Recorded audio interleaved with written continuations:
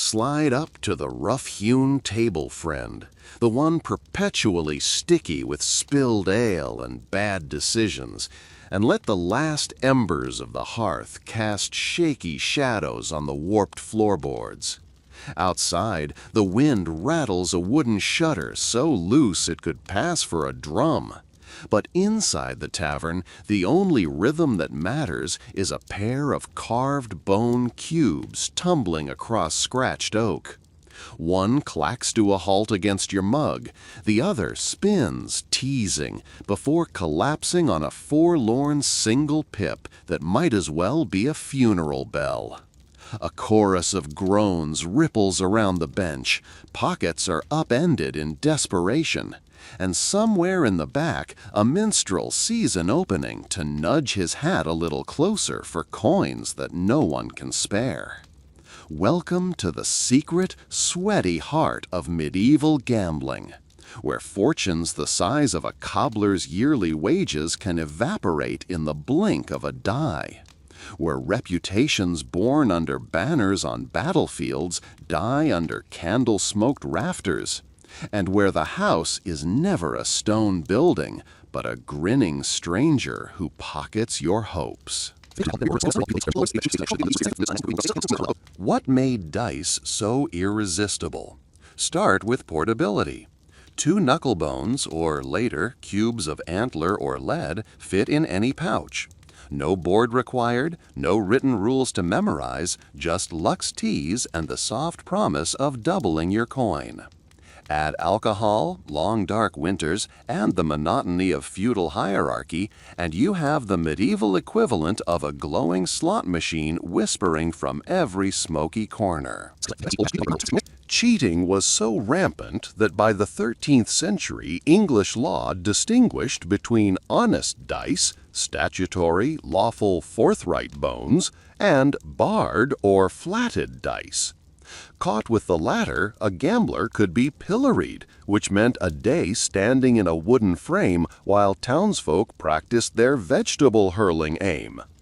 In Paris, King Louis IX famously tried outlawing dice entirely, threatening confiscation of property for nobles and public whipping for servants.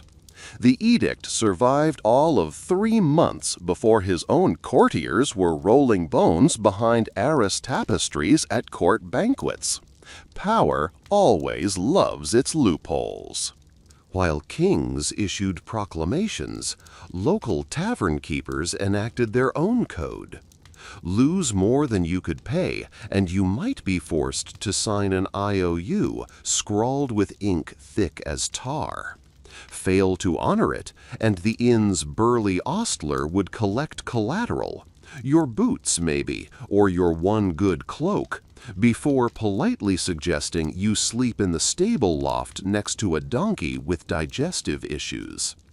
Sometimes gamblers wagered labor, a week mucking out stalls, a month serving in the alehouse, or, in grim tales passed down like cautionary fables, indentured years at sea on a merchant cog, sailing where rats outnumbered sailors.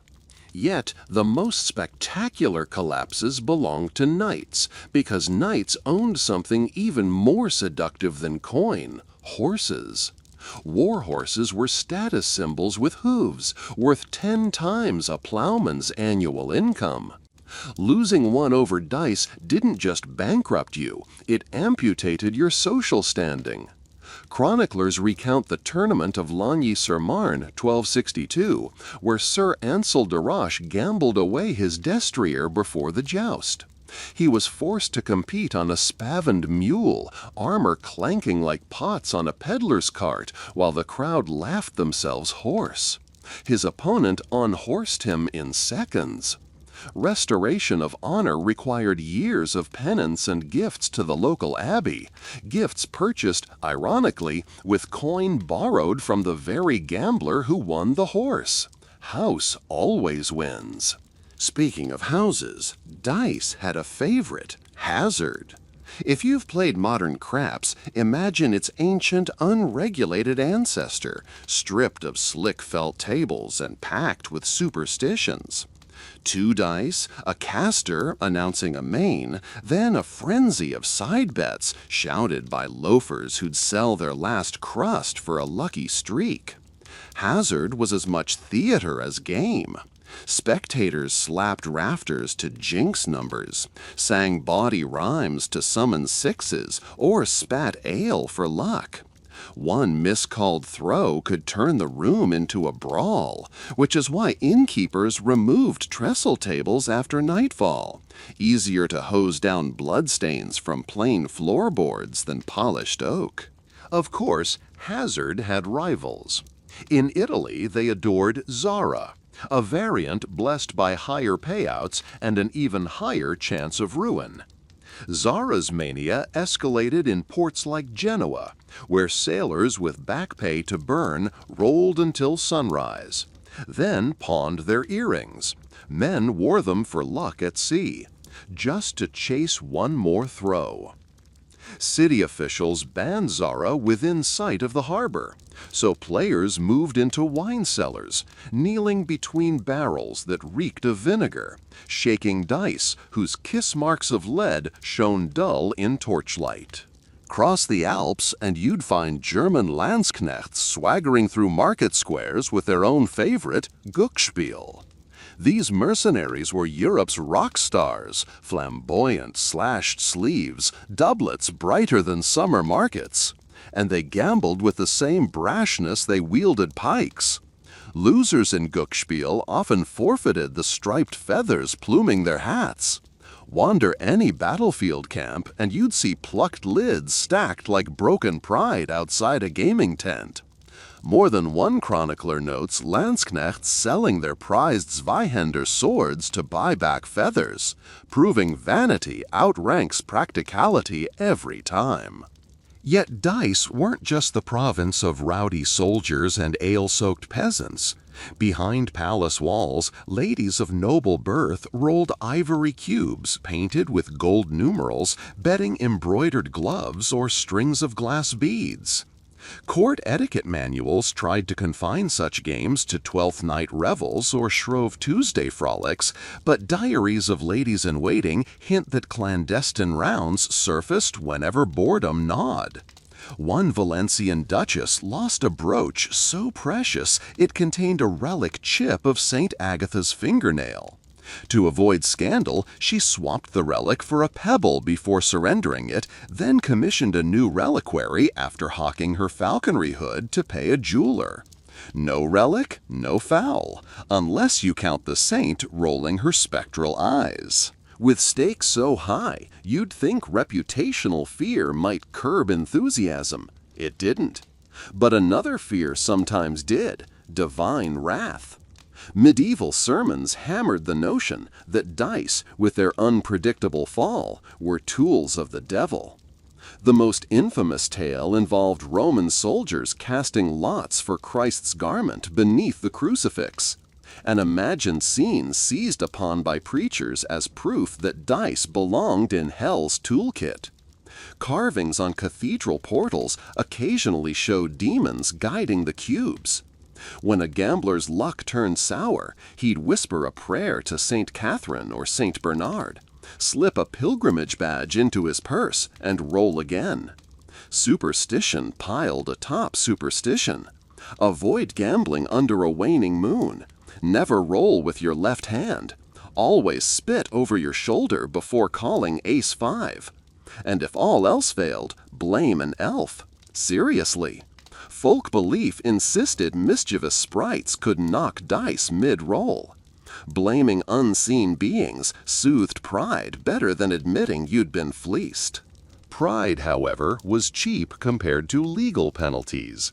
By the late Middle Ages, statutes sprouted across Europe like nettles. In England, Edward III decreed that archers heading to France must abstain from dice until campaigns end, worried they'd pawn their longbows.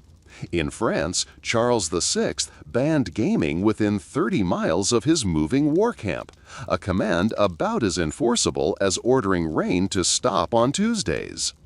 Even towns passed anti-dice bylaws. In Florence, a baker caught gaming after curfew forfeited his flour ration for a week. In Lubeck, sailors arrested for dice fought to avoid the stocks because gullible tourists paid children to toss rotten fish guts at prisoners. Did these laws work?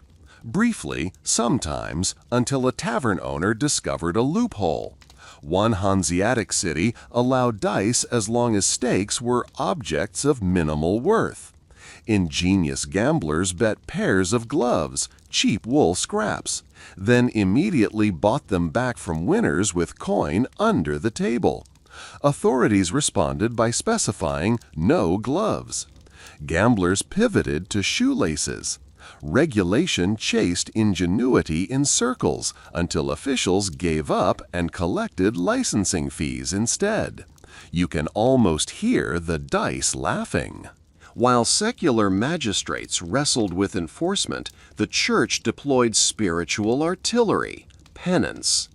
Canon law labeled gambling a game of chance and cupidity, instructing confessors to assign fasting, almsgiving, or, ironic twist, financing a parish dice ban as penance.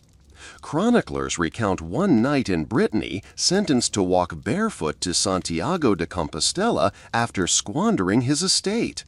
The pilgrimage nearly bankrupted him again, but he returned with a scallop shell badge and a renewed addiction.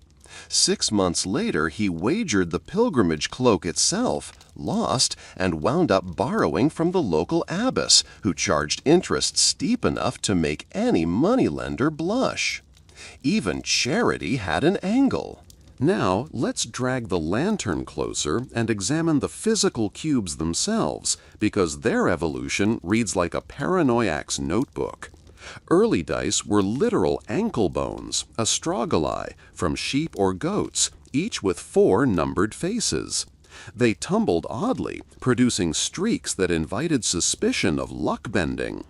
By the 12th century, craftspeople shifted to 6-sided cubes, easier to manipulate and therefore easier to cheat with. Pips started as crude gouges. Affluent gamblers upgraded to inlaid jet or enamel. But shape mattered. Perfectly cubical dice were suspicious.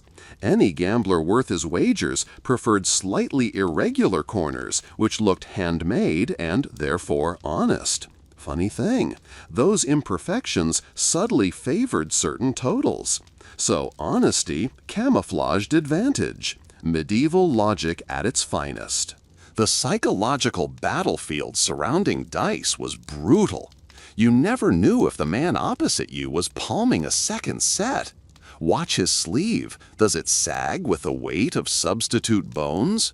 Watch his thumb. Does a tiny spot of beeswax glisten, ready to deaden the bounce? Skilled cheats practiced Frenching, throwing so the dice rolled over each other once, looking natural but landing predictably. Taverns installed slanted trough boards to force longer rattles, but practiced hands adapted, flicking with just enough spin to override the slope. Suspicion infected every win. Accuse too loudly and you risked a knife in the alley. Stay silent and you'd bleed coin until sunrise. Gambling wasn't a thrill. It was a slow grind trust exercise between people who absolutely didn't trust each other. Where distrust blooms, violence sprouts. Coroner's rolls from York and Rouen list stabbings following dispute at tables of chance.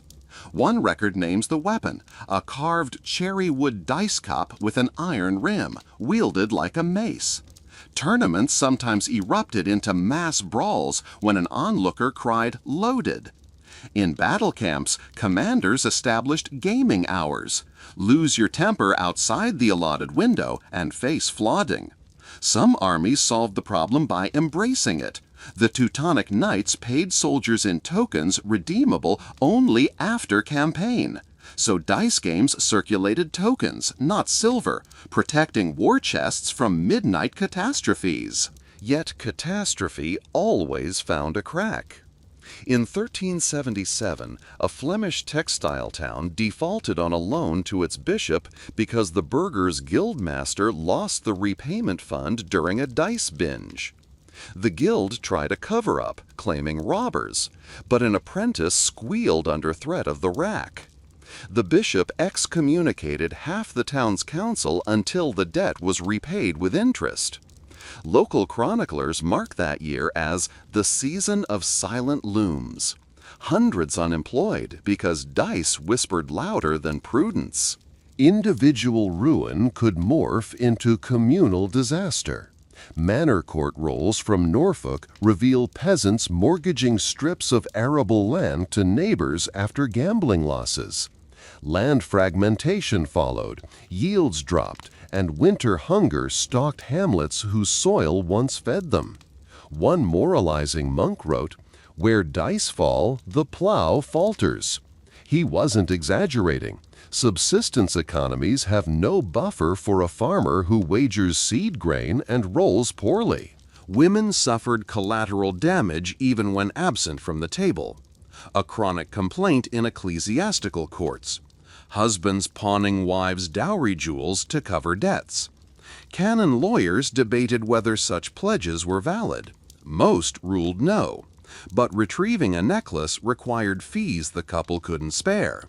Thus, a symbol of marital security disappeared into a tavern coffer, replaced by shame served with watery ale.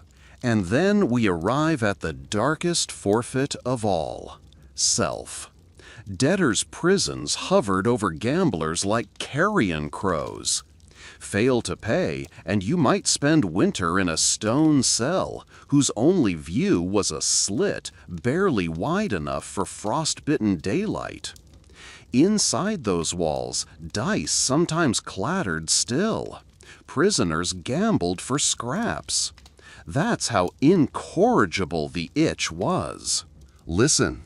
The tavern quiets for a heartbeat. A newcomer enters, a peddler with a threadbare cloak and a smile too large for his face. He claims to have dice blessed by St. Bartholomew, guaranteeing heavenly favor. The regulars chuckle. No one believes him, but everyone wants to. He buys the first round, palms the cubes just to show, and suddenly skepticism melts in the heat of fresh ale. A minute later, silver clinks, and the peddler's smile widens. He isn't peddling relics, he's peddling dreams. Dreams breed faster than truth. In Bologna, a legend spread of a beggar who rolled triple sixes 7 times and woke next morning a baron. Inns painted that tale on signboards, drawing hopefuls like moths. Mathematically laughable? Absolutely. But hope has never obeyed mathematics. Every medieval gambler whispered some version of that fable before loosening his purse strings. The church tried a final gambit, sanctified alternatives. Parishes organized honest games during feast days, quasi-raffles where players bought tokens redeemable for blessed bread or a kiss of a relic. Yet even those devolved. Parish priests caught villagers reselling tokens outside to fund clandestine dice circles. Sanctity could not outshine chance. By now you can taste the tavern's damp air, smell wax pooling at candle bases, feel the splinter that pricks your palm if you lean too hard on the table edge. You've watched fortunes die, seen sin and statute wrestle, and heard the rattle that echoes long after coins run silent. But we've only opened the door. Beyond lies the anatomy of a single catastrophic night, the story of a soldier who wagered his armor and marched naked into legend, the economics of loaded dice production, and the cunning of women gamblers who turned banned play into black market profit. You're still here, knuckles white around that lukewarm mug, heartbeat half-synced to the dice rattling somewhere behind you. Good, don't move yet. The night hasn't even yawned its fullest. Shift your weight, feel the floorboard bow, and listen, really listen to the tavern breathing. Hear the broom bristles sigh across rush-strewn planks, the quick intake of air when someone rolls a hard 8, the leather purse strings tightening in pockets suddenly too thin. In that hush between throws, the building hums like a beehive of secret vows. I'm only playing till I win my losses back. I'll quit the moment I'm ahead. One more cast, one more miracle. Those vows will break before dawn, splintering like bark beneath an axe. But for now, they float, warm and hopeful, in the candle smoke. Fix your gaze on the corner table, the one shielded by a warp of shadow that even the hearth can't pry open. That's where tonight's cautionary hymn begins. The soldier slouched there was once Sir Edric of Halden Moor, a man with shoulders broad enough to carry a standard and a jaw square as castle masonry. 6 weeks ago, he strutted into this town on a charger so glossy you'd swear the moon polished its flanks. Campaign pay jangling at his belt, he vowed to outdrink and outdice every merchant from here to Calais. Now his armor is gone, his charger traded for a sway-backed nag, and his once white surcoat serves as a barmaid's rag for wiping spills. What happened? A single night of hazard so hot the dice left scorch marks in memory. It started mild. Edric staking coppers on warm-up rounds, laughing loud enough to rattle tankards. He won the first handful, bought ale for the table, and that generosity doubled his luck, or so the onlookers said. But luck, like a cat, lets you stroke it only so long before it sinks claws. A rival caster named Giles of the Weeping Scar, no one recalls if the scar wept or Giles, called out a main of 9 with a grin that bared more gaps than teeth. Edric matched the stake. They rolled. 9. House roared. Ale sloshed. They raised again, this time 2 silver pennies each. 9 landed again, like doom stamped on bone. The tavern landlord smelled blood. He produced a velvet pouch bleached by sweat, poured out coins fat as lamb shoulder medallions, and declared he'd bank the table. No cap on wagers. Fortune's a hungry sow, he crowed. Let her eat. Edric glanced at his purse, already thinner than pride allowed, then at his horse tethered outside. 1 throw, he said, for the charger. Gasps. Swear right now you wouldn't have nudged him back from the cliff, because everyone else leaned forward, eyes glittering. They knew the story sprouting before them would be retold for years, and stories need stakes. Giles nodded, produced dice so worn the pips were soft moons, and set a 9 main yet again.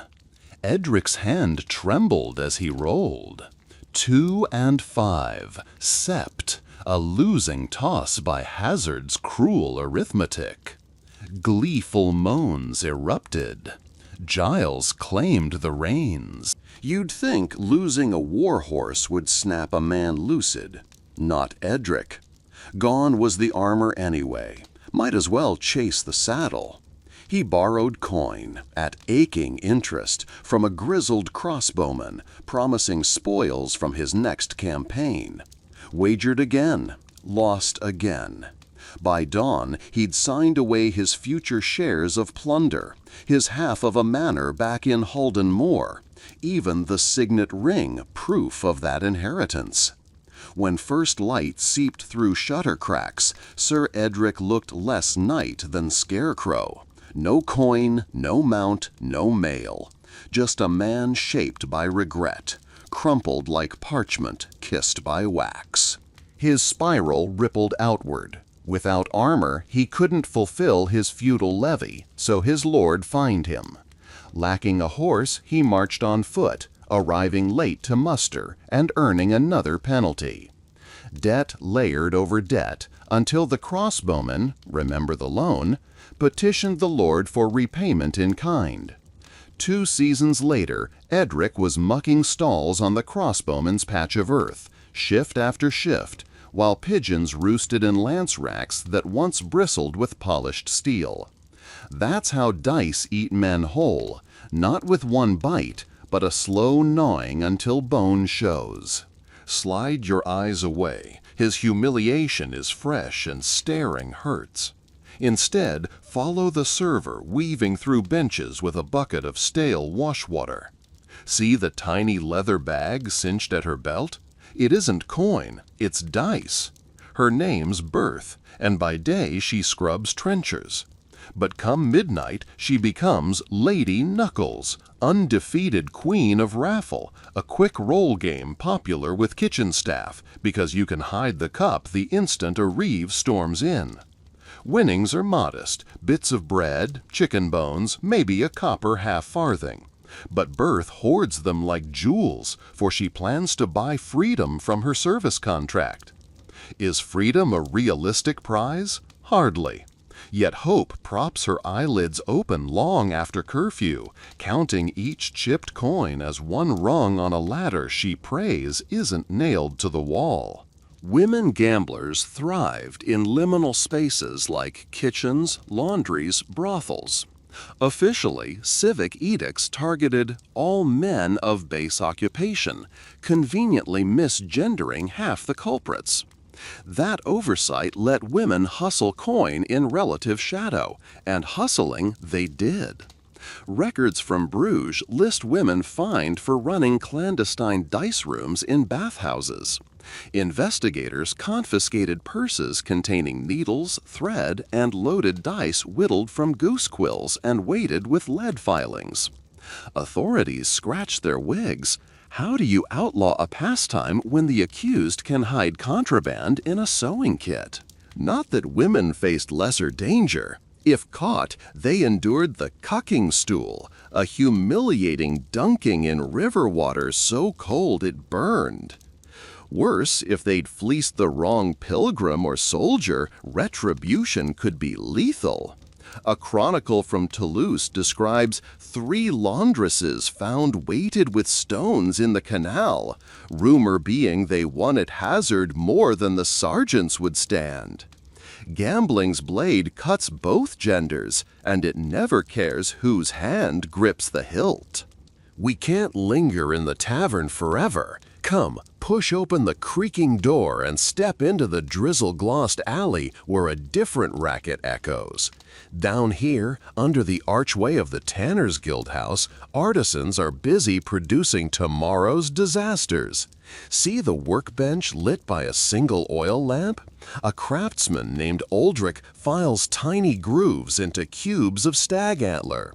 Each stroke looks innocent, but count the facets. On one die, the 5-pip face bulges just enough to fall face down more often, gifting the 6 to its top. On another, microscopic drill holes hold mercury droplets, shifting the center of gravity. Aldrich supplies dice to whoever can pay, nobles, sailors, monks. He charges triple if you want the Pilgrim's Blessing set. 1 honest die, 1 crooked, so a traveling gambler can blame miraculous luck on St. Games while padding his purse. Aldrich operates because guild charters treat dice carving as a legitimate craft, lumped with chess piece turning and rosary bead drilling. Officials inspect workshop weights to ensure fair trade in meats and cloth, but they've no metric for moral imbalance. Besides, dice taxes fill city coffers. Confiscate Aldrich's tools and you forfeit the bribes that grease bureaucratic wheels. So authorities dance the usual medieval minuet.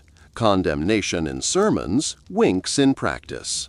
Follow Oldrich's merchandise downriver, and we arrive at the annual St. Botolph's Fair, a carnival of stalls, junglers, and enough pickpockets to staff an army. Somewhere between the onion cake vendor and the relic peddler stands a tent striped blood red and ash gray. Inside, a banking game called Queen of Heaven lures pilgrims fresh off confession.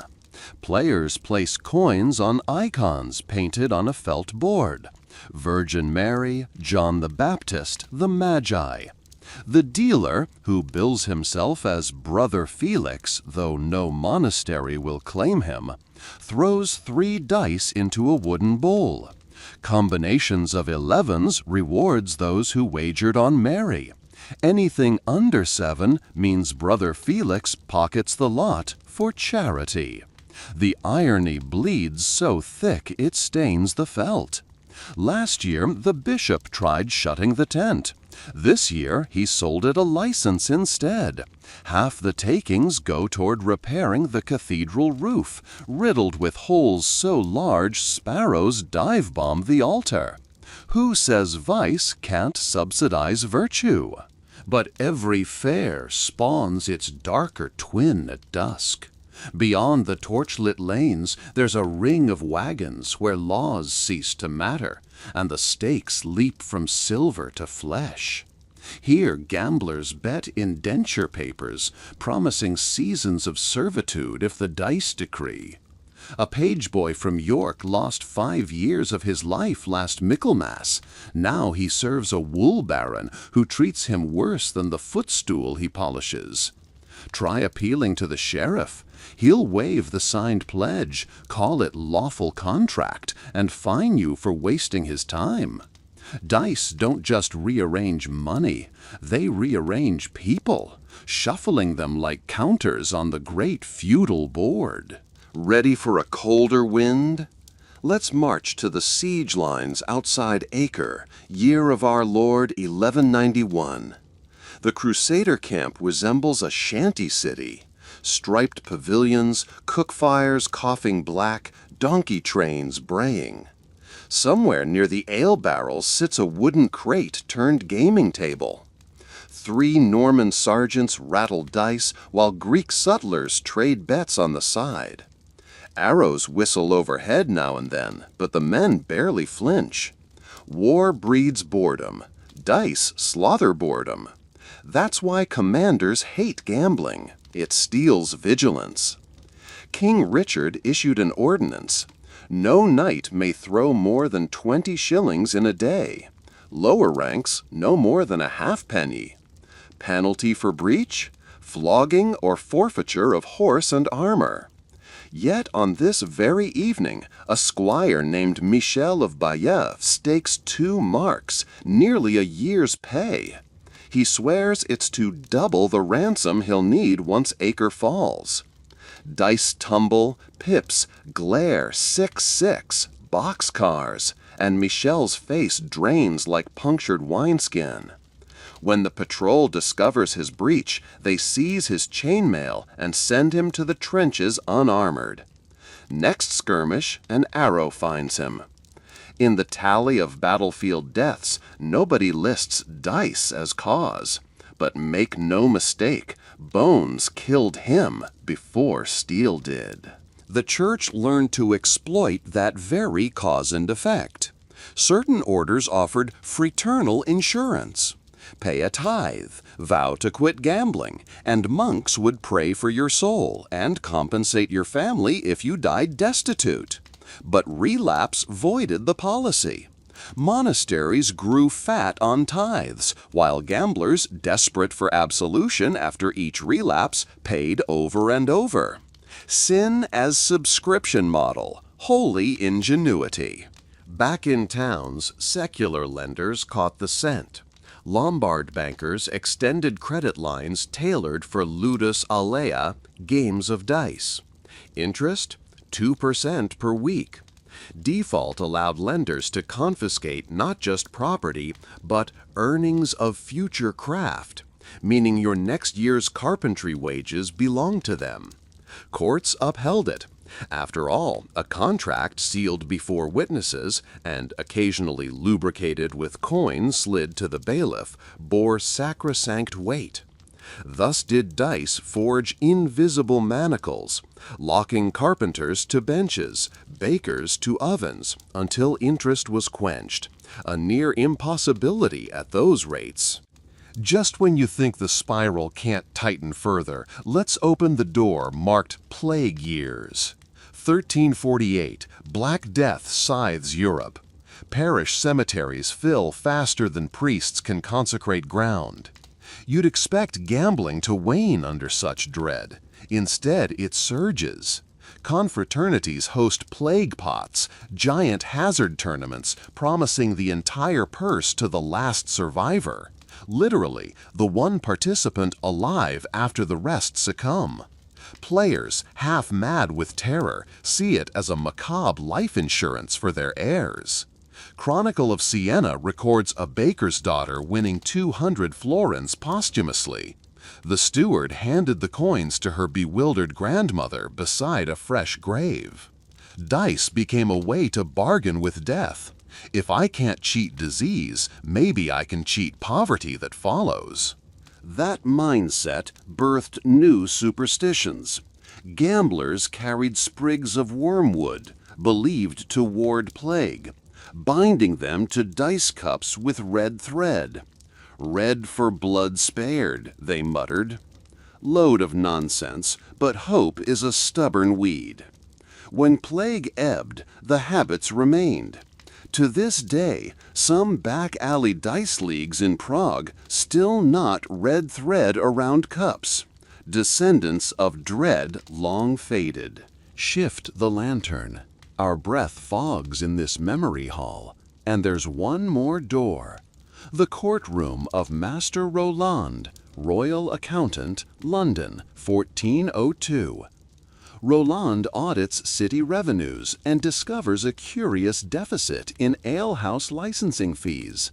Tracing numbers, he uncovers a syndicate of dice cheats, bribing clerks to lower reported earnings, siphoning the difference. He indicts 12 taverners. Trials commence, and here's the twist. Roland himself is addicted to hazard. Syndicate leaders intercept him at a clandestine club, invite him to join an honor match. Flattered, he sits. They pass him honest dice first. He wins small and tastes glory. Then comes the switch. Loaded bones gift him a streak improbable even to his fevered mind. Winnings balloon, so do his bets. Finally, the dice revert to honest cubes. Roland crashes, borrowing city funds to stay afloat. When Treasury audits him, he's short by £50. To avoid prison, he quashes the very indictments he launched. Case dismissed, syndicate thrives, London's coffers starve, and dice chalk another victory over civic virtue. Can virtue ever win? Rarely, but there's a sliver of light. In York Minster's archives survives a parchment, The Miracle at St. Olwen's Bridge. Story goes, a tanner named Colred, ruined by dice, prepared to fling himself into the Ouse. Passing priest intervened, offered sanctuary and a month's labor in the church tannery. Colred accepted, swore off gambling, and spent years crafting leather folios for psalters. He died solvent, even funded an almshouse. Did dice break him into salvation? The parchment frames it so. Skeptics claim exaggeration, yet pilgrims still touch the bridge rail and vow to quit vice. Sometimes fear births repentance, but seldom. Enough sermonizing. The tavern's lanterns gutter low. Dawn presses a gray thumbprint against eastern windows. Before cocks crow, gamblers settle scores. Some stumble out lighter by years of wages, others swagger, purses swollen, whistling tunes that will taste like ash once luck pivots again. The landlord tallies his take, slips a tithe into the poor box, and insincere nod to conscience, and hides the rest behind a loose brick.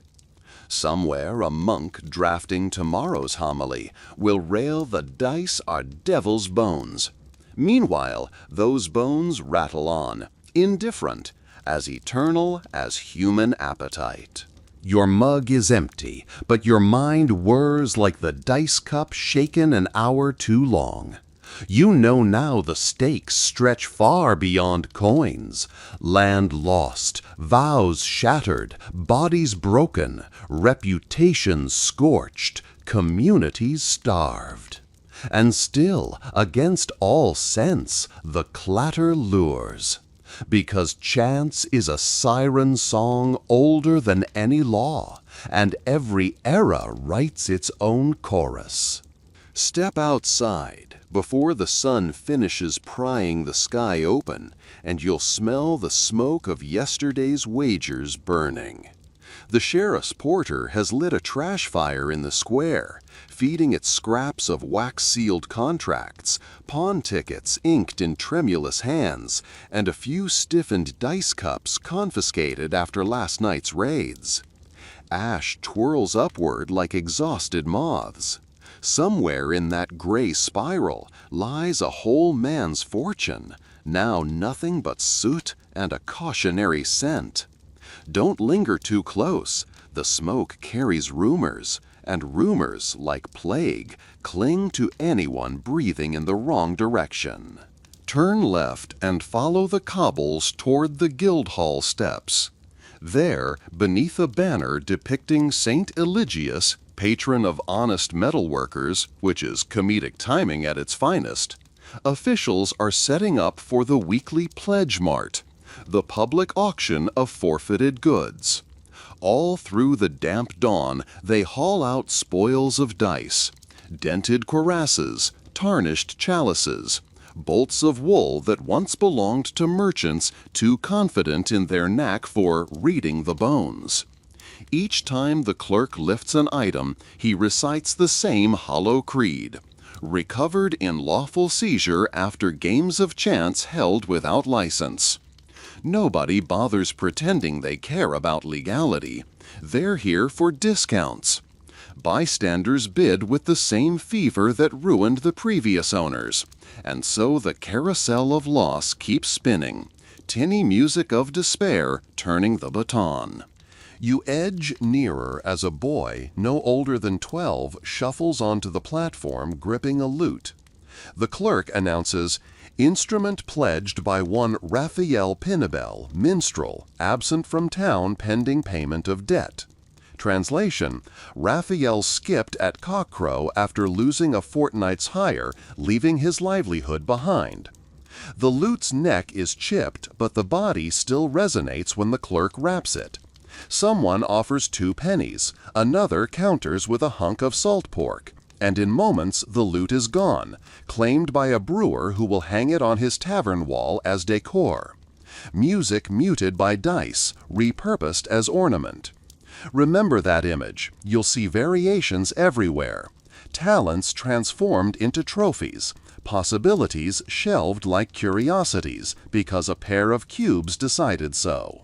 Slip away before the clerk spies you staring. Head down the lane toward St. Dymphna's infirmary, where a different sort of debt is tallied.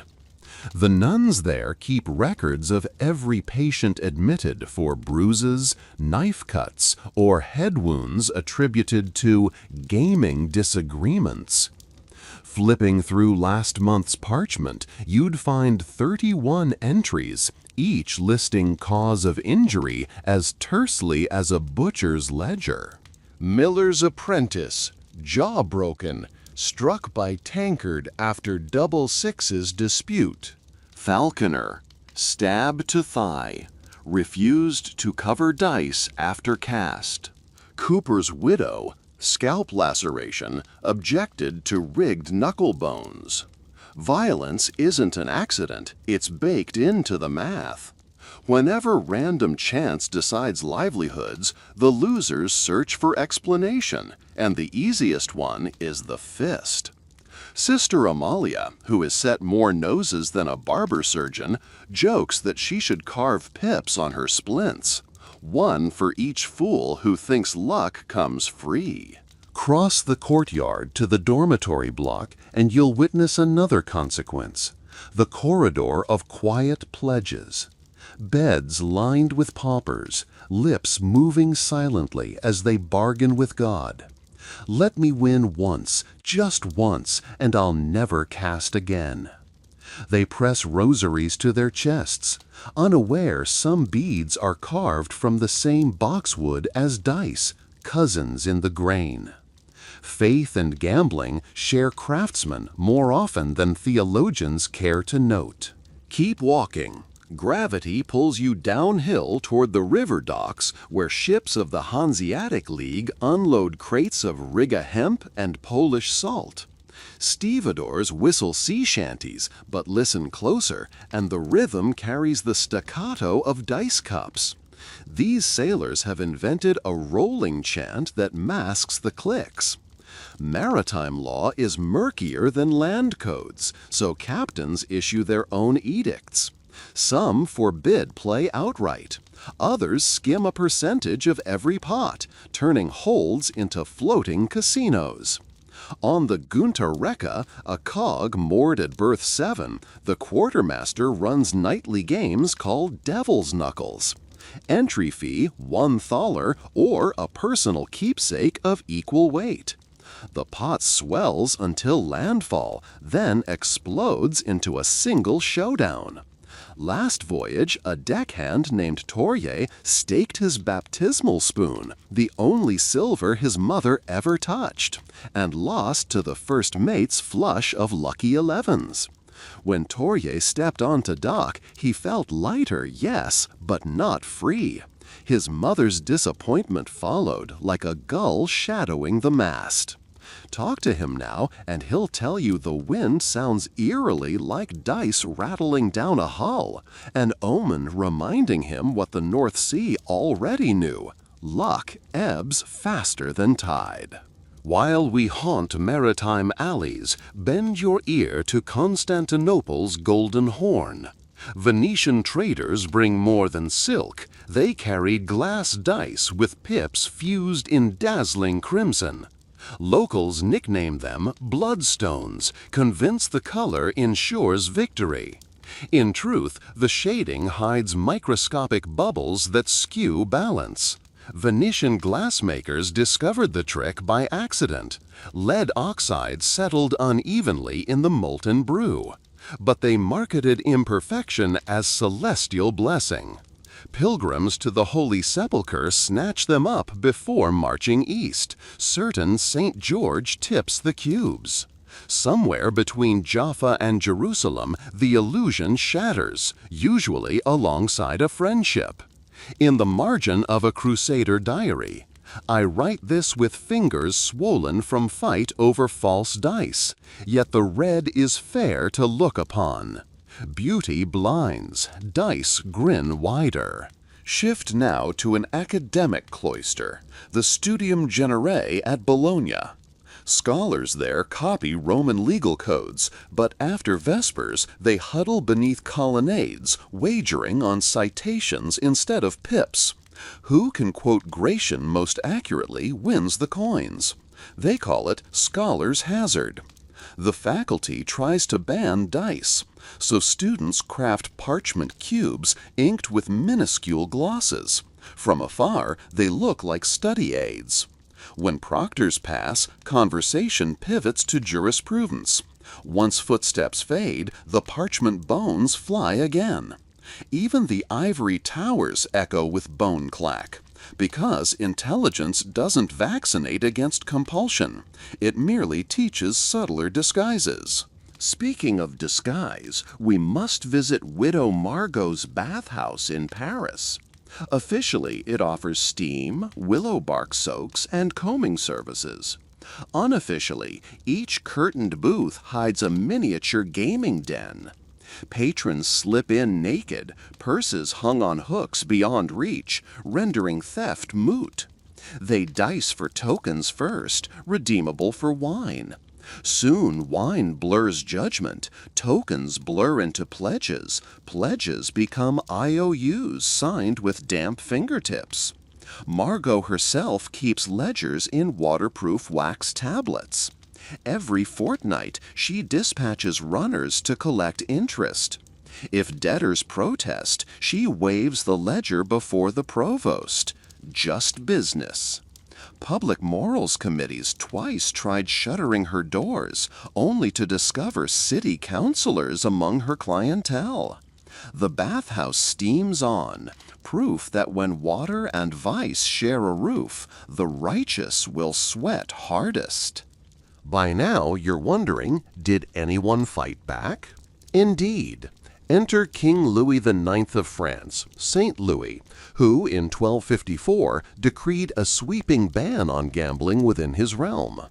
Dice, chess for money, even pitching coins at a wall, a child's pastime, all fell under sin's umbrella. Violators paid hefty fines. Repeat offenders risked mutilation, ears cropped to mark them untrustworthy. And yet royal guards assigned to enforce the ban were caught dicing behind the chancery less than a month later.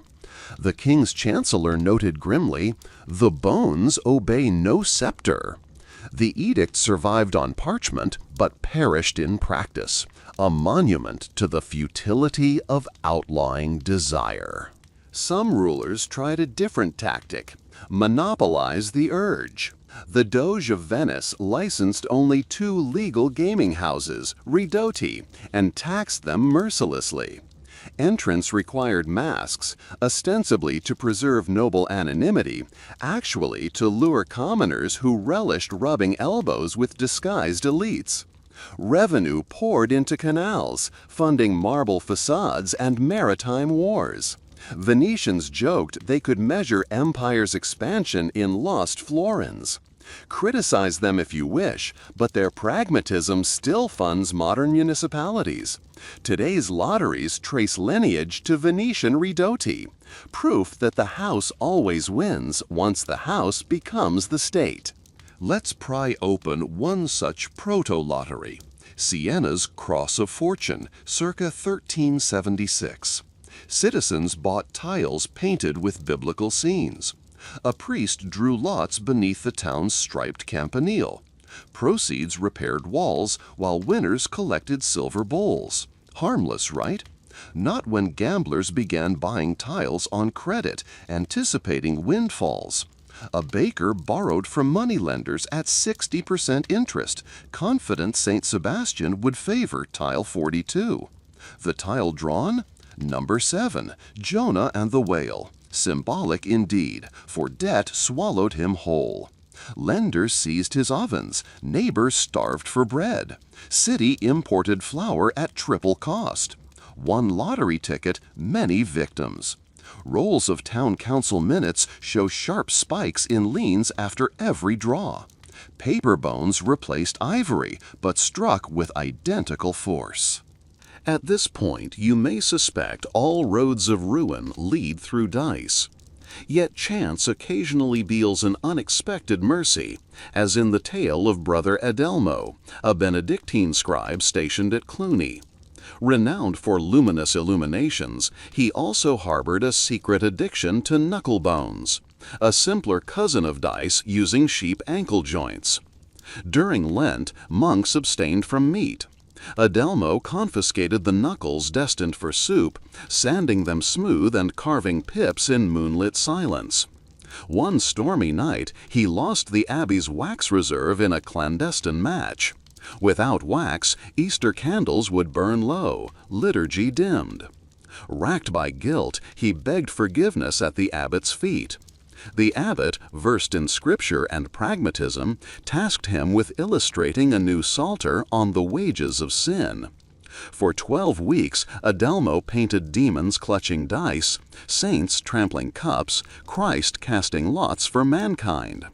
Visitors who viewed the manuscript reportedly shuddered and filled the donation coffer to bursting. The abbey bought wax thrice over. Adelmo was absolved, his vice immortalized in gold leaf. Sometimes penance prints its own indulgence. Not every monastery resolved crises so elegantly. Consider the Cistercian outpost of Heiligenthal, where monks placed secret wagers on manuscript copying speed. 1 folio equals 2 denarii. When an epidemic of blurred script and ink blots surfaced, the abbot traced it to racing scribes. He ordered the dice burned, but zeal outran planning. The bonfire was built against the scriptorium wall, igniting rafters. Flames devoured 40 priceless volumes. Record of the disaster ends with this lament: dice consume parchment quicker than worms. Knowledge lost, not wagered, but tangentially sacrificed to chance. Ready for one more corridor of calamity? Follow the scent of tallow to London Southwark during the Peasants' Revolt, 1381. Amid riot smoke, an enterprising ferryman named Hob the Quick set up Rebel's Hazard on a plank balanced over the Thames mud. The stake, loot taken from noble manors the mob torched. Spades, candlesticks, a jeweled hairpin ripped from a lady's torn braid, all piled atop a barrelhead. Rebels cheered each roll, drunk on novelty, until Hob, sensing danger, loaded the dice mid-game and swept the prize. When soldiers retook Southwark, they found Hob hanging from a lamppost, barrel smashed beneath. Above him, someone had chalked a grim epigram: "Even in revolt, the bones rule." The crown executed ringleaders, but historians still debate whether dice killed more rebels than royal blades. The lure of quick wealth delayed retreats, funneling insurgents into pike walls. Chance as counter-insurgency weapon, subtle, cheap, devastating. Shift centuries within the same breath to a chill winter in Bergen, Norway, where a law called Kasteban forbids dice during Advent. Officials patrol inns, seizing sets and imposing fines payable in dried cod. Fishermen, undeterred, carve dice from frozen fish bones, play behind barrels, then boil evidence into stew when guards appear. Archaeologists dredging Bergen's harbor have found dozens of such bones, pips still visible, simmered to translucence. The law wrote itself into absurdity, teaching gamblers resourcefulness rather than restraint. Meanwhile, south in Toledo's Jewish quarter, rabbis wrestled with a thornier issue: the concept of asmakta, or agreements made under uncertain conditions. If a bet relies on chance, is the contract morally binding? One responsum concluded no, because neither party truly intends to pay if odds turn sour. Yet gamblers exploited even that loophole, insisting lost debts lacked standing. This sparked street brawls, prompting secular courts to override rabbinic leniency. Thus, dice didn't merely pit player against player, they pitted legal systems against each other, forcing jurisprudence to clarify its own backbone. Of course, not all gambling unfolded in shadowed corners. Some tournaments paraded hazard as spectacle. The Feast of the Swans, Westminster, 1306. King Edward I knighted 267 squires, then hosted 7 days of games. Chronicles describe a great dais where nobles tossed gold dice the size of walnuts onto silver trays. Wagers soared into thousands of shillings. Rivals tried bankrupting one another under the guise of revelry. A baron of Northumbria allegedly lost 4 manors, then regained 2 when the king, amused, paid his debt. The court jesters composed limericks. The dice are the crown's new trebuchet, laying siege to each purse in the fray. Nobility could afford such luxury only because peasants underwrote it through taxes. Thus, the rural poor financed dice games they'd be flogged for imitating. Let's pull one of those peasants into focus. Agnes the flax spinner from Ely. She earns 6 pence a week twisting thread. On Saint Days, she joined field workers under an oak where a traveling peddler hosted penny throws. Agnes won early, coins dancing into her kerchief. Emboldened, she doubled stakes, dreaming of buying a goose. Sunset found her penniless, borrowing from the peddler at murderous interest, recoverable in kind, meaning flax yet to be spun. Debt forced her to night shifts beside a smoky rushlight, ruining her eyes. Within months, she could no longer see well enough to spin. The peddler accepted her blind labor as a washer instead. She never owned a goose, barely owned herself. The oak still stands, roots drinking pennies long spent. Pause. Breathe. If the parade of ruin feels relentless, notice the pattern. Gamblers rarely step to the table alone. They arrive with dreams of horses, wax, geese, manners, and dice translate those dreams into deeds, binding them with ink or bruise. The bones themselves are mute. We supply the voice. But by lending them longing, we render them oracles, and oracles demand sacrifice. Night creeps again. Lamps wink a light.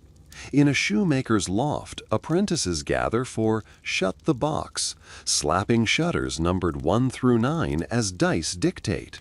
Loser buys cidery ale. They laugh, carefree, for now. At a castle gatehouse, guards decide watch order by casting. The one who rolls snake eyes stands post in the freezing turret. On a monastery threshold, ex-gambler Adelmo kneels, fingers tracing pips inside his cloak pocket. Yes, he kept one knucklebone, a relic of temptation, reminding him sainthood sits on a teetering edge. And you, still listening, might be fingering imaginary dice yourself, wondering how bone cubes could command nations and navies, abbeys and auctions. The answer hides in the space between toss and landing, that heartbeat when futures blur. For in that gap, the plowman glimpses lordship, the monk foresees wine, the king tastes triumph without war. Hope packs more punch than certainty, and dice are hope distilled to 2 jittery cubes. The alley behind St. Florentin's Mint hums like a hive at midnight, torches hissing against damp stone, while 3 shadow figures kneel over a pair of walnut dice. They aren't praying, though one mutters an Our Father between clenched teeth. They're sealing. With a bristle plucked from a hog-hair brush, they dab melted beeswax into the hollowed pips, tilt the cubes toward a smoky lantern, and sprinkle powdered lead filings so fine they drift like gray snow. A thumb smear, a quick buff against leather, and the dice emerge duller, heavier on the 6 side. When they land, gravity already knows which face must kiss the earth. It's alchemy for thieves. Turn balance into bias, chance into certainty, hope into a harvestable crop. The ringleader is called Guillaume Crookney, named for the leg that bends wrong after a tavern brawl. He started as a coppersmith's apprentice. Solder taught him how metals flow under heat, skills now repurposed for quieter warfare. Tonight he prepares these sealed bones for the feast day fair where pilgrims will crowd the gaming stalls. He'll sell the weighted dice to stall owners, who'll feign outrage at first. Cheating is sin, friend. Then slide a purse across the barrel once no one looks. Tomorrow, pilgrims will drop pennies to test God's favor, unaware Guillaume already bribed the physics. Cheating, of course, is older than the church that condemns it. Roman soldiers etched tiny ridges onto bone edges, giving their throws secret spin. In Tang-era China, artisans baked mercury pockets into ceramic dice. But medieval Europe turns swindle into cottage industry. Whole parishes know a man who can shave a cube a hair thinner on one corner, or drill a channel so cleverly corked you'd need to boil the dye in brine to see bubbles escape. In Bruges, municipal rolls even list a guild, unofficial yet tolerated, calling itself Les Ajusters, the Adjusters. Their motto, "Fair dice are for fair men. We serve everyone else." Stroll with me down Bruges' Steenhouwersteik, past warehouse facades mirrored in canal water dark as obsidian.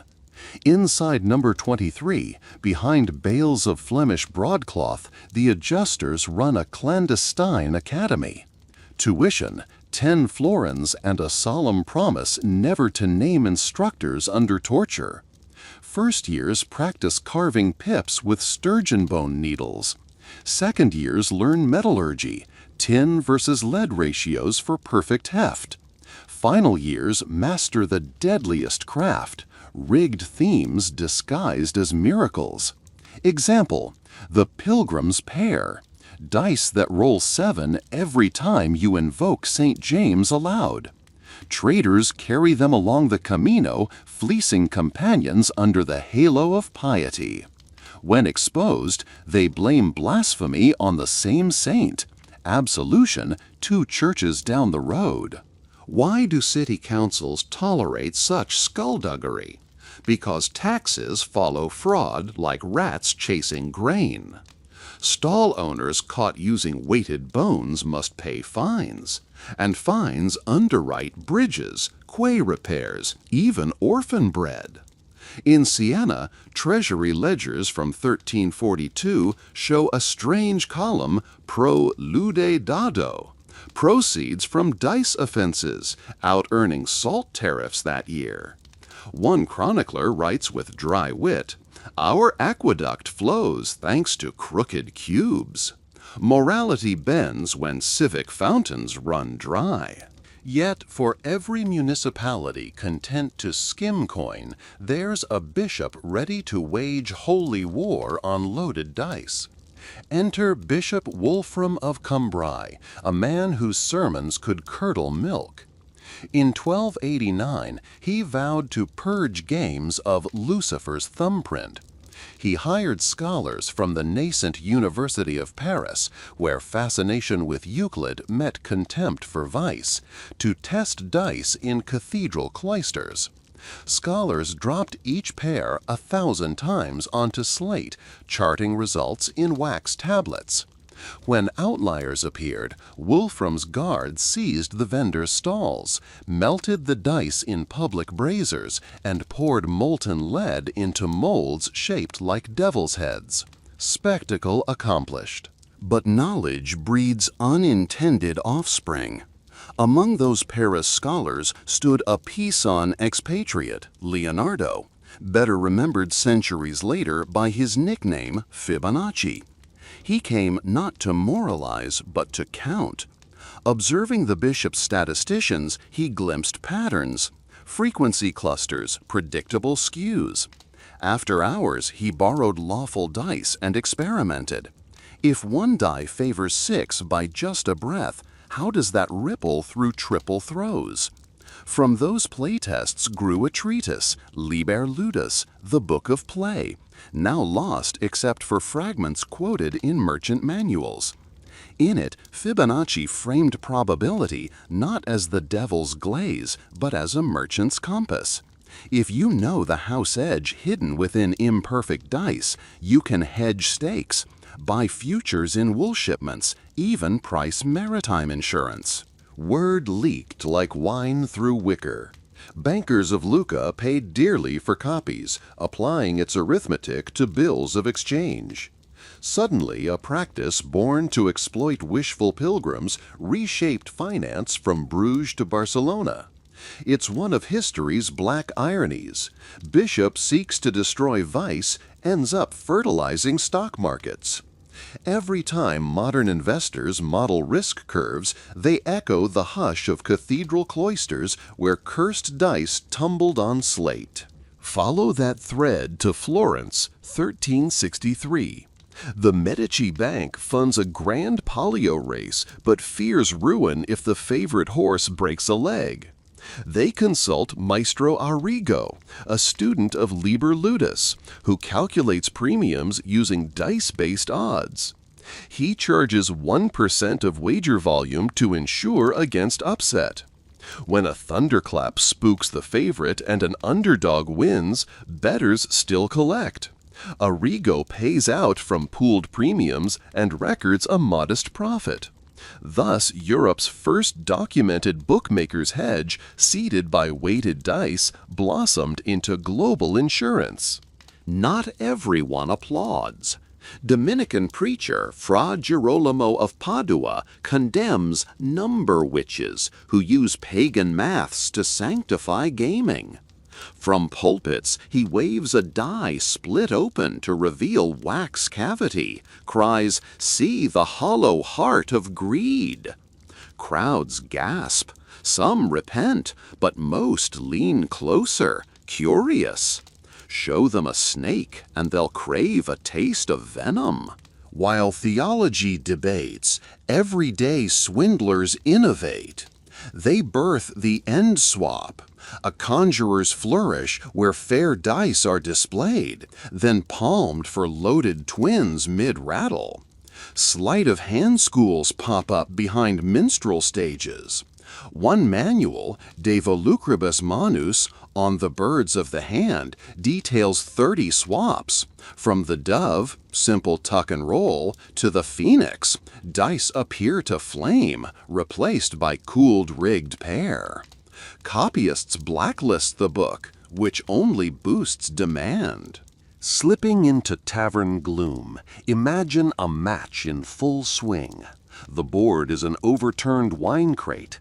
Coins glimmer in torchlight. Sweat spices the air. Our hero, call him Etienne, believes tonight is redemption. He owes a woolmonger 12 sous and sees salvation in the tumbling bones. First rolls feel charmed, double fives, then a perfect 7. Cheers erupt, ale sloshes. But across the crate sits Isabel the Raven, fingers agile as harpstrings. When a raucous patron staggers against her chair, she performs the phoenix swap. Fair dice vanish, weighted arrive. Etienne, giddy, doubles his bet. The new dice grin, gifting him snake eyes twice. His purse empties. Panic flickers. He pledges his leather belt, then boots, then a small brass crucifix from his mother. Loss builds like thunderheads. When he stands barefoot in straw, Isabel places one last offer, a loan of 20 sous at triple interest. He signs hurriedly with wine-browned quill. The raven's smile is gentle, almost maternal, as she tucks the parchment inside her bodice, a silk-lined reliquary of broken vows. Sleep doesn't visit Etienne that night. He hears dice in the wind, feels loaded cubes dragging him toward debtor's jail. In desperation, he hunts Isabel at dawn, discovers she sailed before cockcrow, bound for Calais, where English garrisons are hungry for hazard. Her parchments travel too, handled by partners who'll extract payment with legal zeal or knife point. Our shoeless gambler becomes a cautionary verse sung by minstrels. Barefoot Etienne, who wagered his soul to dice that were hollow, yet made him a whole. If loaded bones harm individuals, they can also topple institutions. Consider the bishopric of Spire, 1411. Revenues from wine tithes plummeted, yet cathedral repairs ballooned. A fiscal audit uncovered astonishing drains. Priests recruiting gamblers to fleece visiting merchants in bishopric guest halls. The clergy then skimming profits to subsidize choir robes and private indulgences. The con relied on gaffed dice, blessed publicly to guarantee fairness, secretly bored with microtunnels and filled with mercury. When rolled, the shifting liquid guided outcomes like an invisible steward. Word of scandal sprinted to Rome. The bishop resigned in disgrace. Papal bulls tightened oversight of diocesan finances.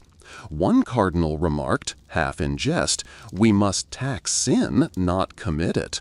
Too late. The laity, already cynical, tucked this tale into their grievances, fodder for reformers brewing a century hence. Loaded dice can also spark scientific curiosity. At Prague's Charles University, astronomer Zdeněk of Kutna-Hora studied the erratic tumbling of gaffed cubes and hypothesized hidden forces, demons of weight, influencing trajectories. To test, he built the earliest known inclined plane experiments, measuring fall times of altered dice. His notes, later read by a young Nicolaus Copernicus, hinted at principles of inertia. Thus, in a paradox that would amuse angels, crooked dice nudged humanity closer to modern physics. When Galileo rolled brass balls down wooden ramps, he walked a path first greased by medieval fraud. Step outside academia and meet Helga Ironteeth, a smith's daughter in Lübeck, who learned to listen to loaded dice. Players hired her as an ear. She'd kneel, press one cube to the flagstone, then another, and declare which carried extra lead by pitch of click. City guards arrested her for complicity. During trial, Helga rolled 2 dice across the bench, identified the adulterated one with eyes shut. Judges, impressed, commuted sentence if she agreed to inspect all gaming sets sold at the Easter Fair. She accepted, became Europe's first certified dice tester, paid a salary by the city. Within a year, fair revenues doubled. Confidence feeds wagers. Helga built a house from her stipend, engraving dice icons above the lintel as joking shield. Tourists still photograph it. While towns tinker with regulation, rural villages rely on folklore defense. In Carpathian hamlets, grandmothers smeared dice with garlic before matches, convinced sulfur in the bulb spoils evil magnets. Cheaters counter by waxing cubes after each roll, sealing pores. Mumbling spreads that wax itself carries demon breath. Soon, entire communities refuse candles cast on Fridays. Superstition battling trickery, both blindfolded, neither winning. Let's pan eastward to the bustling Silk Road oasis of Tabriz. Here, Armenian, Persian, and Genoese merchants converge, trading silk, spices, and, inevitably, rolling bones. Local craftsmen carve dice from pistachio wood, fragrant and porous. Genoese agents buy them by the sack, ship back to Mediterranean ports where they're less likely to attract suspicion than bone cubes, yet easier to doctor. A drop of resin into pip wells hardens invisible. Documents from Genoa's Casa di San Giorgio record entire shipments of Tabriz sticks requisitioned by professional gamblers, labeled as prayer bead blanks. Customs officials smelling only pistachio wave them through. Next month, lawsuits spike in taverns along the Ligurian coast. Aromatic cargo, aromatic scandal. Amid this maelstrom, a curious backlash emerges, the cult of the true dice. Dominican friars craft perfectly cubic stones from onyx, polish each face to identical mass distribution, certify them with a carved cross, and distribute at cost. Gamblers adopt them for prestige. I play with holy cubes. For a season, loaded dice falter. Then counterfeiters replicate the crosses, hide bias inside. Trust collapses again. Moral of the parable: symbols are coined to cheat alike. Of course, gamblers aren't the only ones seduced by predetermined outcomes. Military commanders, aware of dice manipulation, commission smiths to forge victory lots before drawing lots for dangerous assignments. Chronicles of the Teutonic Knights detail Grandmaster Conrad's tactic. He ensured heavier lots sank into helmet bottom, picked first with dramatic prayer, avoided suicide mission. When fellow knights discovered trickery after campaign, they staged silent rebellion. Crosses inverted on tent flaps, a mute accusation. No duel followed, honor already gutted. Loaded lots could wound esprit de corps more than enemy arrows. Across the Channel, English common law finally codifies punishment for sealed dice in 1403. Ear cropping for sellers, branding of the letter C for cheaters caught thrice. Crowns hope severity deters, but surgeons invent prosthetic wax ears to hide mutilation. Crooked gamblers become walking effigies, their artificial ears slipping during summer heat, an urban grotesque. Even literature absorbs the vice. Chaucer's pardoner rails against dice of corpse bone weighed with sin, while the Canterbury Tales itself rolls narrative chances, each pilgrim's story drawn by lot. Scholars argue Chaucer intentionally echoes the world he critiques, art as weighted die, author guiding outcomes though characters believe in randomness. All these threads, finance, theology, physics, folklore, braid into a rope hauling Europe toward modernity, dragged behind two humble cubes. Yet the personal tragedies never slow. In Barcelona's Barrio de la Ribera, a sailor's wife, Mercé, pawns her dowry chain to ransom husband's debt from fixed dice. 2 months later, he loses the chain again. Mercé sells seashells at quay, eyes hollowing, until plague whisks him away. She inherits his arrears. City statutes bar women from suing gaming houses, so she petitions the queen. Petition refused. Her story dissolves in archivist's ink, but lingers as ghost rumor. Dock workers swear they see her silver chain glinting in gutter after rainfall, a warning to superstitious mariners. Now, step back and survey the map. Everywhere dice land, weighted or not, they create ripples. A bishopric topples, an insurance market blooms, a physicist glimpses inertia, a widow haunts a quay. The sealed cube is both virus and vaccine, destroying trust, then forcing societies to invent transparency. Standardized testing, municipal inspectors, probability theory, even international maritime insurance. Humanity patches holes dice puncture, stitches legal frameworks whose seams still show bone dust. But don't think the art of sealing died with medieval torches. Its lineage persists.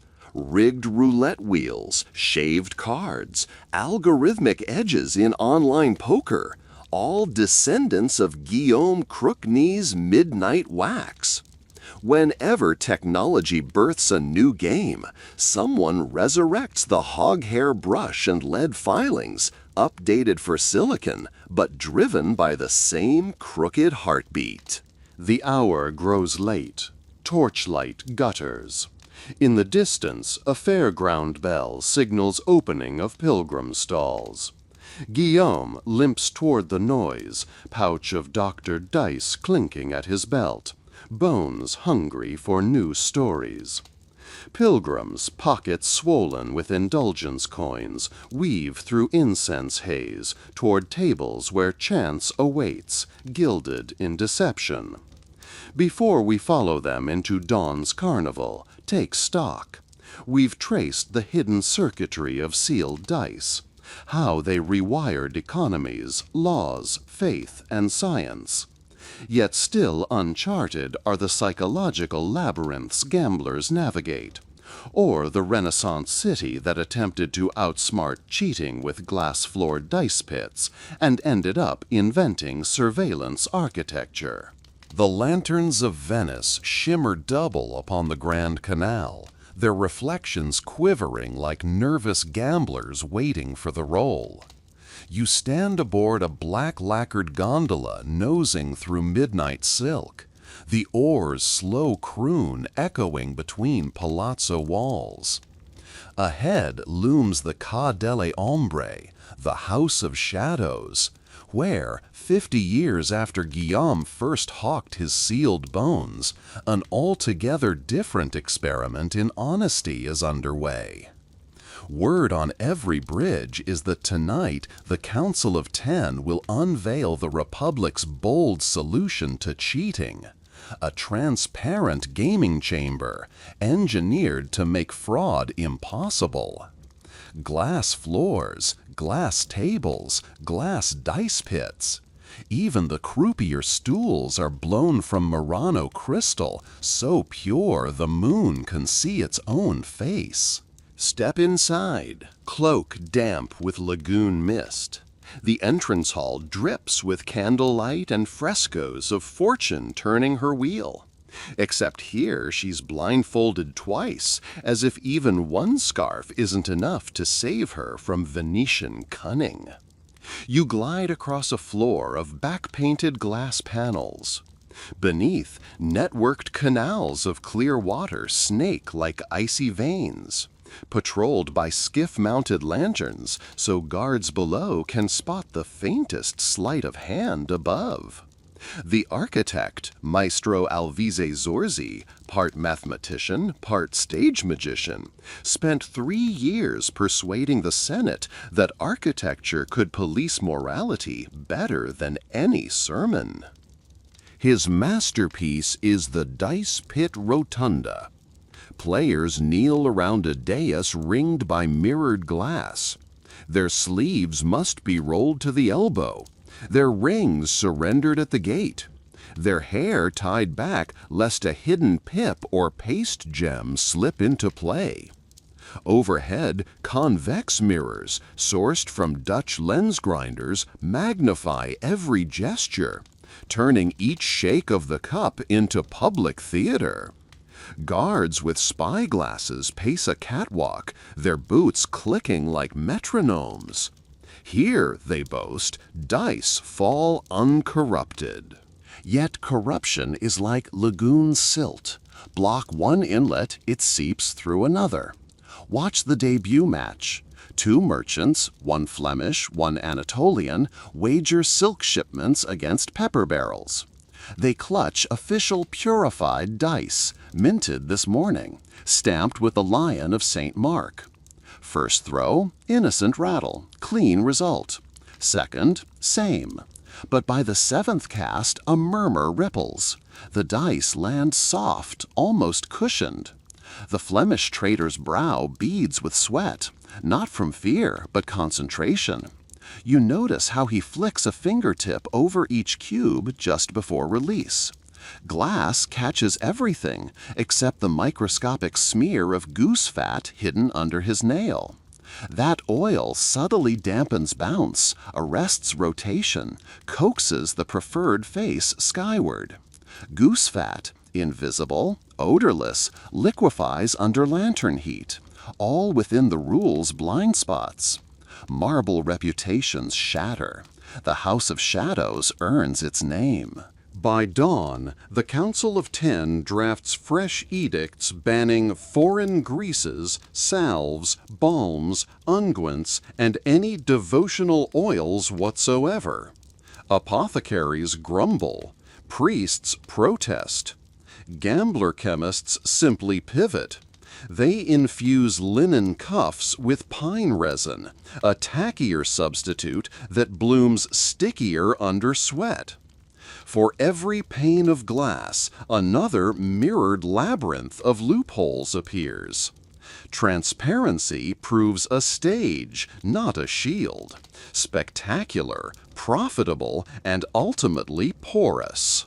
Elsewhere, a quieter revolution brews in the ink-stained studio of Girolamo Cardano, Milanese physician, polymath, and compulsive gambler who knows the taste of pawned bedsheets. Cardano has lost fortunes at tables, but unlike Etienne or the pepper merchants, he refuses to blame wicked dice alone. He suspects a deeper tyrant, misunderstanding of odds. So he dissects games the way a surgeon opens arteries, counting permutations, mapping outcome trees with quill and patience. In Liber de Ludo Alae, book on games of chance, he records a sentence that will echo 4 centuries. The most fundamental principle of the whole art is that the number of possible cases, equally likely, be known. It is a spell against superstition, a lantern in the house of shadows that glass could never be. Cardano's manuscript circulates privately among northern Italian intelligentsia, each copy a clandestine vaccination against gambler's fever.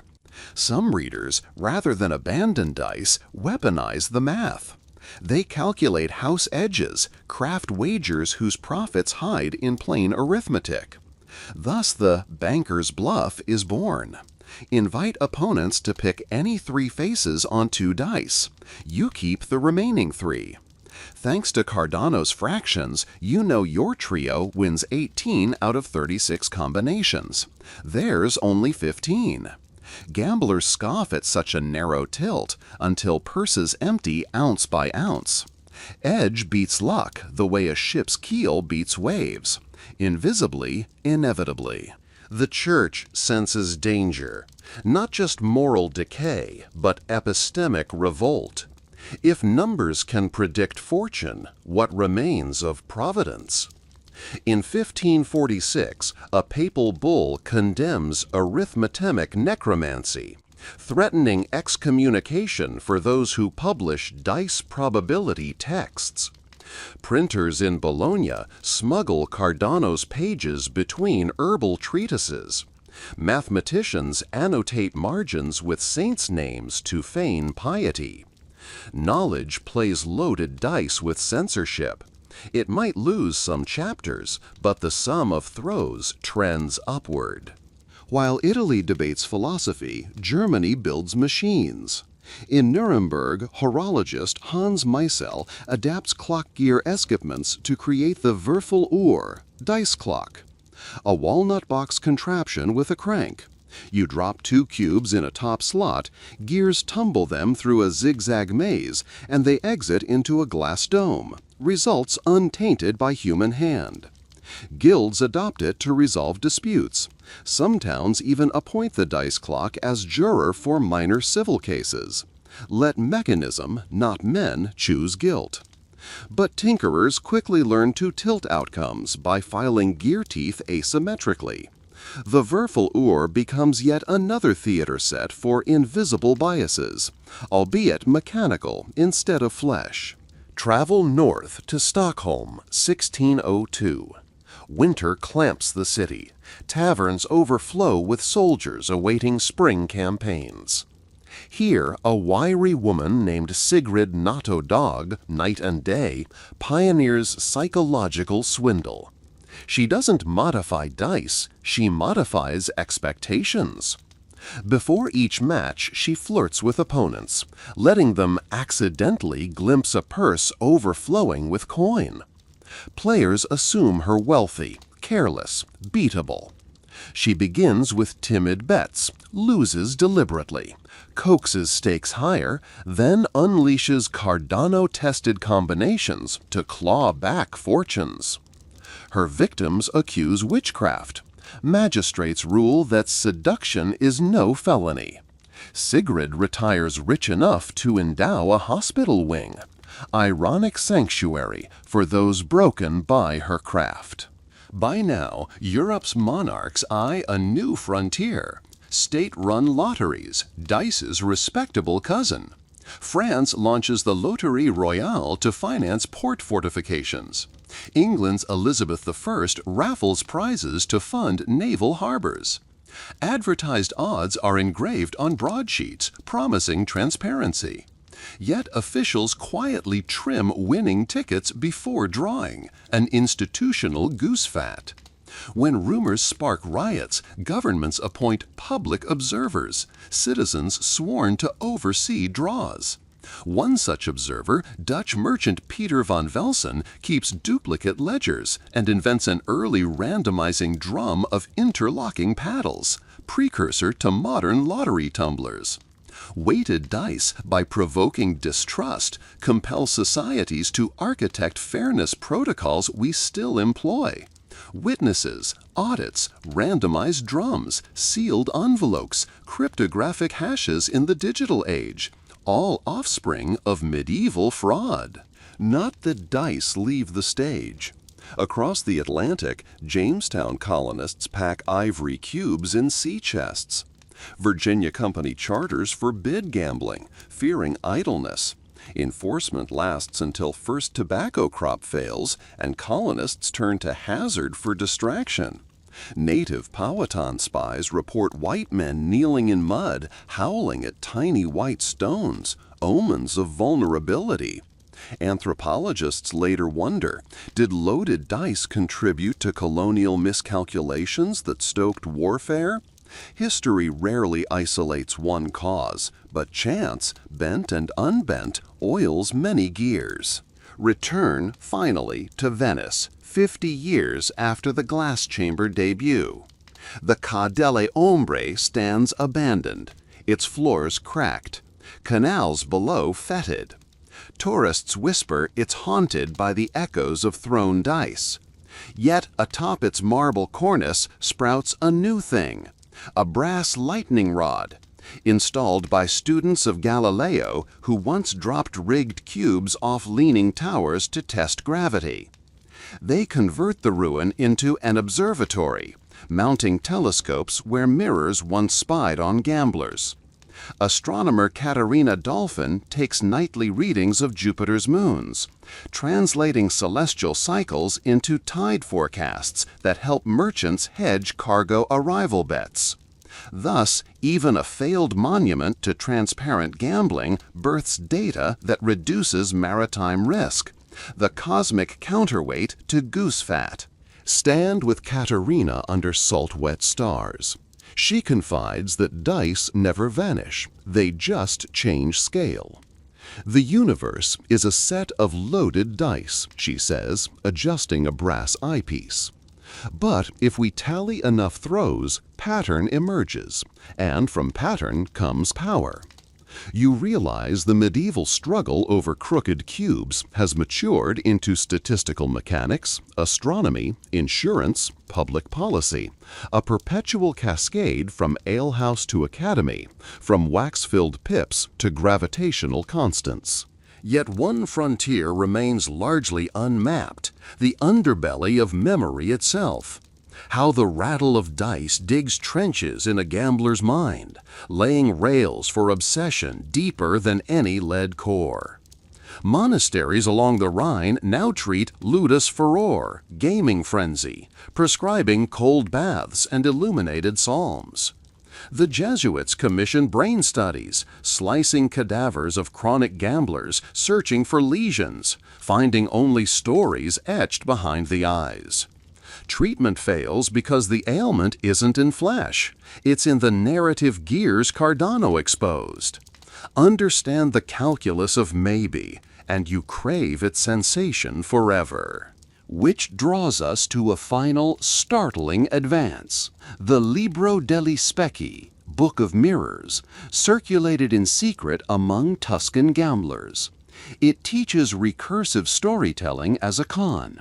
Implant a lucky streak tale in a mark's head, and he'll script himself into loss trying to replicate it.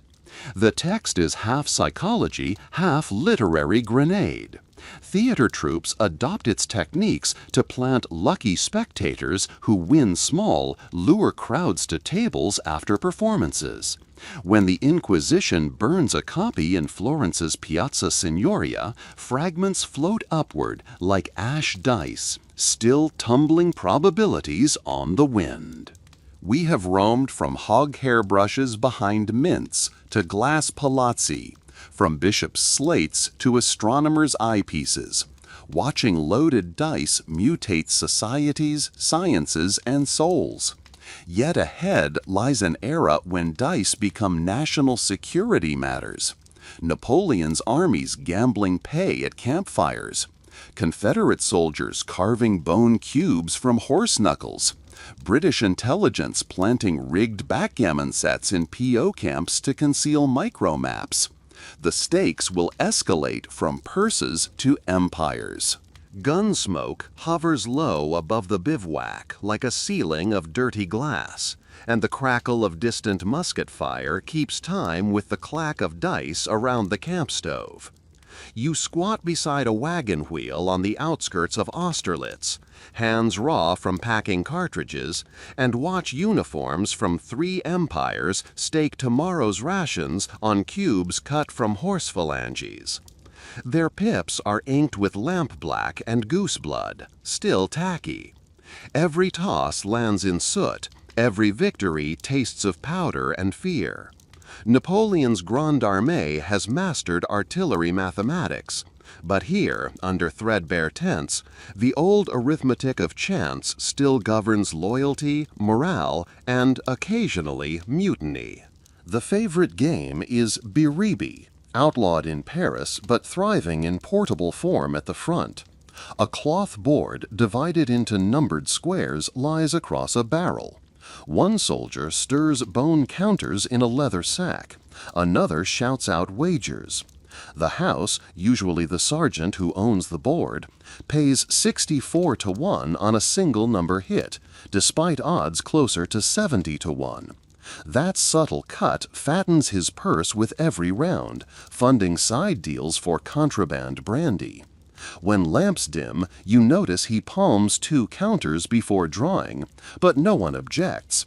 They're too busy dreaming of a payout rich enough to buy furlough or a prosthetic if luck shears a limb tomorrow.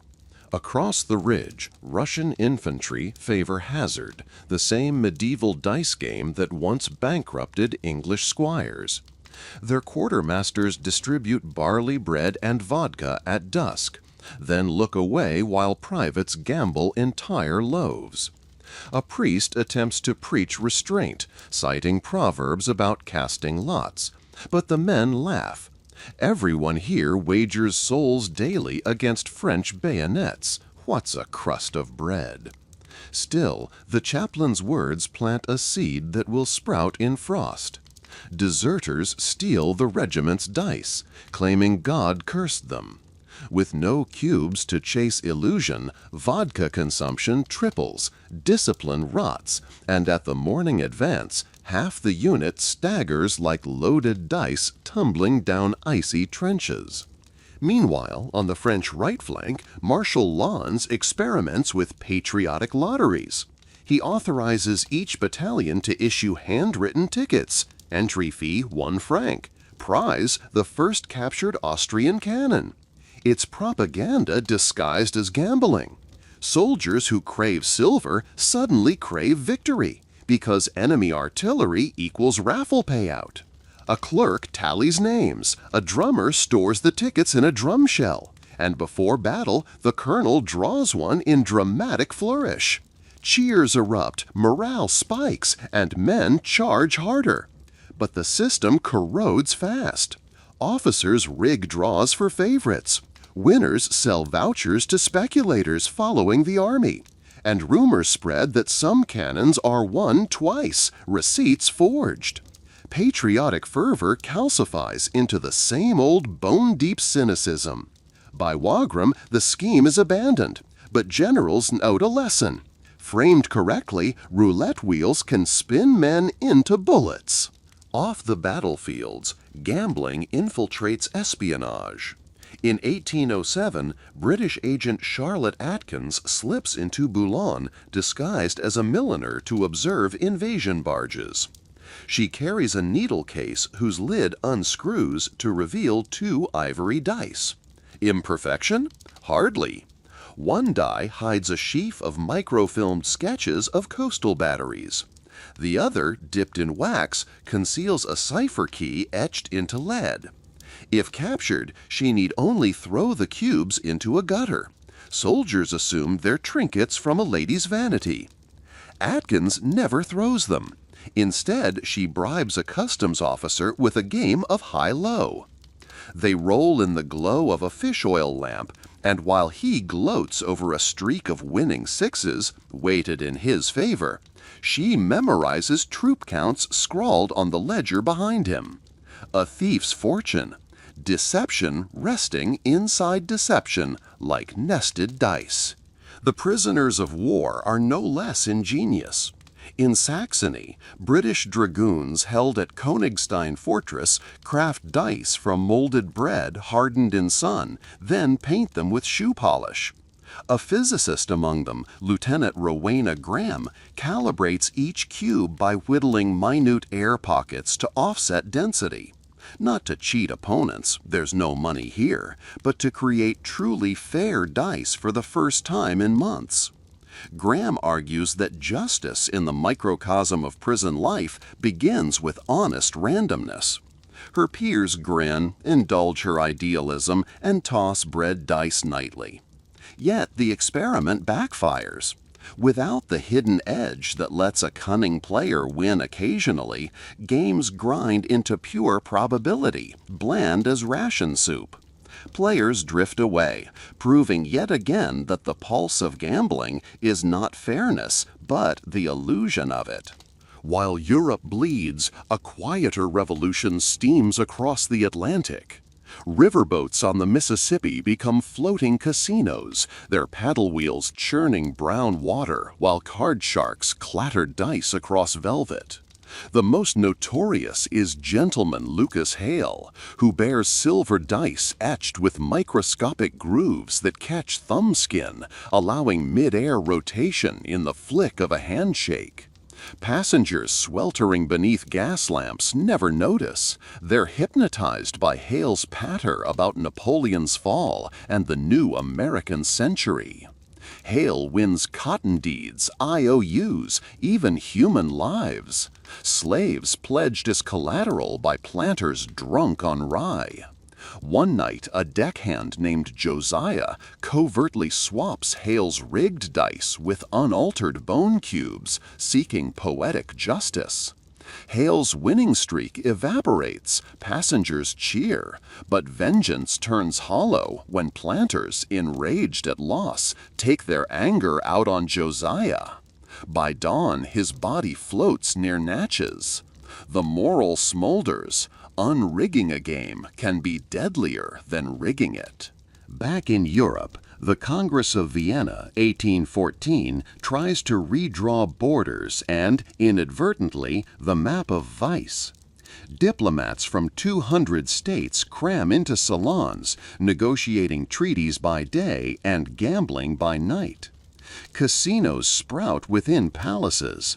Dice games decide hotel allocations, carriage queues, even minor territorial swaps when negotiators tire of arguing.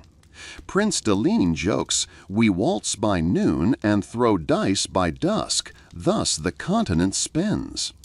Yet beneath the wit lies panic.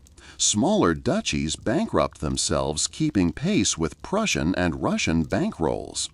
Saxon envoy Friedrich von Gentz loses 40,000 florins at Lansquenet, twice his annual salary, and sells confidential map drafts to recoup. Those leaks ripple into future uprisings. The dice that once cost a peasant his cloak now cost revolutions their secrecy. Censure follows. In 1820, the newly formed Prussian Statistical Bureau compiles data on soldier desertion, tavern arrests, and debt prisons, correlating each spike with local gaming dens. Their report, Über das verderbliche Spiel, claims dice threaten national productivity more than plague. Parliament reacts with the Kreutzberg Ordinance, banning all cube-based games except educational probability demonstrations supervised by clergy. Dice become contraband. Smugglers hide them inside hollowed hymnals. Street children carve cubes from turnips, Rubenwürfe, and competitions bloom in back alleys. Whoever's dice sprout mold first marks the loser. Thus, prohibition merely transforms currency, not florins but fermented vegetables, barter of scarcity into novelty. Even mathematicians feel the tremor. Young Carl Friedrich Gauss, encountering the ordinance, shifts his focus from pure probability to error distribution in geodesy, safer ground for funding. His work on the bell curve, indirectly born from dice bands, will later anchor actuarial science, making gambling's nemesis, insurance, mathematically unassailable. Dice, in being outlawed, seed the equations that calculate your car premium 2 centuries hence. Across the Channel, Victorian England inherits the vice refined. London's gentlemen clubs install mahogany dice cages, gimbaled brass frames with glass panels, spun like hourglasses to prove impartiality. The whir transforms cubes into blur, yet scandal erupts when a croupier tightens one pivot screw half a turn, making the cage stall predictably. Detectives from Scotland Yard mark the first forensic case involving torque analysis and dice trajectory. Their report introduces the phrase statistical anomalies to legal vocabulary. Judges begin admitting probability evidence, opening doors to modern fraud litigation. But dice do not survive merely through trickery. They evolve by aesthetics. Enter Yoichi Fujimura, a Japanese artist who tours Europe exhibiting netsuke, miniature sculptures. In Paris, he unveils the inochi dice, carved from single grains of rice, pips achieved with fishbone needles. Audiences gasp, not for gambling utility, rolling them is impossible, but for the philosophical punch. Chance shrunk to invisibility, yet as potent. Writers like Baudelaire wax about man's vanity before fate. Salons throw so-called imaginary games, where guests bet fortunes on dice they cannot even see, results announced by the host's whim. The performance art is a satire of stock markets, but investors fail to laugh. Within a decade, derivative bonds will resemble invisible dice, whose odds only bankers calculate. Even religion stages a comeback. The Mormon migration across the Rockies, 1840s, bans gambling, yet pioneers secretly roll dice inside ox yoke circles at night, wagering hymn pages. Brigham Young learns and, rather than punish, institutionalizes a tithing by lot system. Settlers draw numbered sticks to allocate irrigation rights. It resembles gambling, but sanctifies randomness as divine impartiality, foreshadowing modern draft lotteries.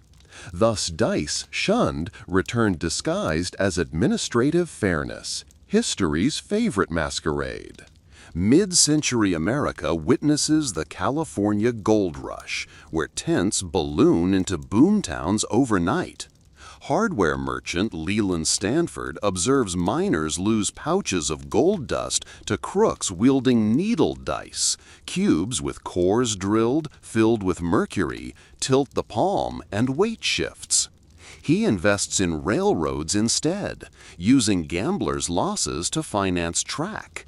The Central Pacific thus rails across Sierra Nevada, powered indirectly by poisoned dice. When Stanford, founding, endows a university in memory of his dead son, he bans gambling on campus, unaware that his donor dollars were minted in hazard dens. By 1864, the American Civil War turns every campsite into a casino. The Union distributes printed Hardy's Tactics dice, each face labeled with drill commands to randomize training exercises. Soldiers rebrand them drunkard's excuse, throwing to decide whether to skip patrol. Confederates carve cubes from peach pits, but blockades limit replacements. Scarcity births superstition that specific dice house battlefield luck. When the 7th South Carolina loses its peach pit pair, morale crumbles, desertion doubles. Commanders finally comprehend dice as morale currency, forging official company dice stamped with regiment numbers, precursor to regimental coins in modern armies. Parallel innovations hit Europe. The fledgling Swiss Federal Railways adopt risk dice, wooden cubes painted with weather icons, to decide nightly if avalanche patrols inspect vulnerable tunnels. Probability meets operational cost. When a dice-qualified storm buries a train, insurers demand revisions, birthing the first Monte Carlo safety simulations, ironically named after the yet-to-rise Casino City. Years later, those simulations will help design particle accelerators, proving that every throw of medieval bones reverberates into quarks and neutrinos. Yet nothing matches the theatrical reinvention awaiting dice on the French Riviera. In 1863, Prince Charles III of Monaco, bankrupt, grants concession to financier François Blanc to build a resort. Blanc, recalling Venetian glass palaces, commissions salons with mirrored ceilings and gilded dice tables. He imports the craps fad from New Orleans, simplifying hazard into high-pace thrills. To ensure house advantage, he tweaks payout on field bets, shaving a single percentage point.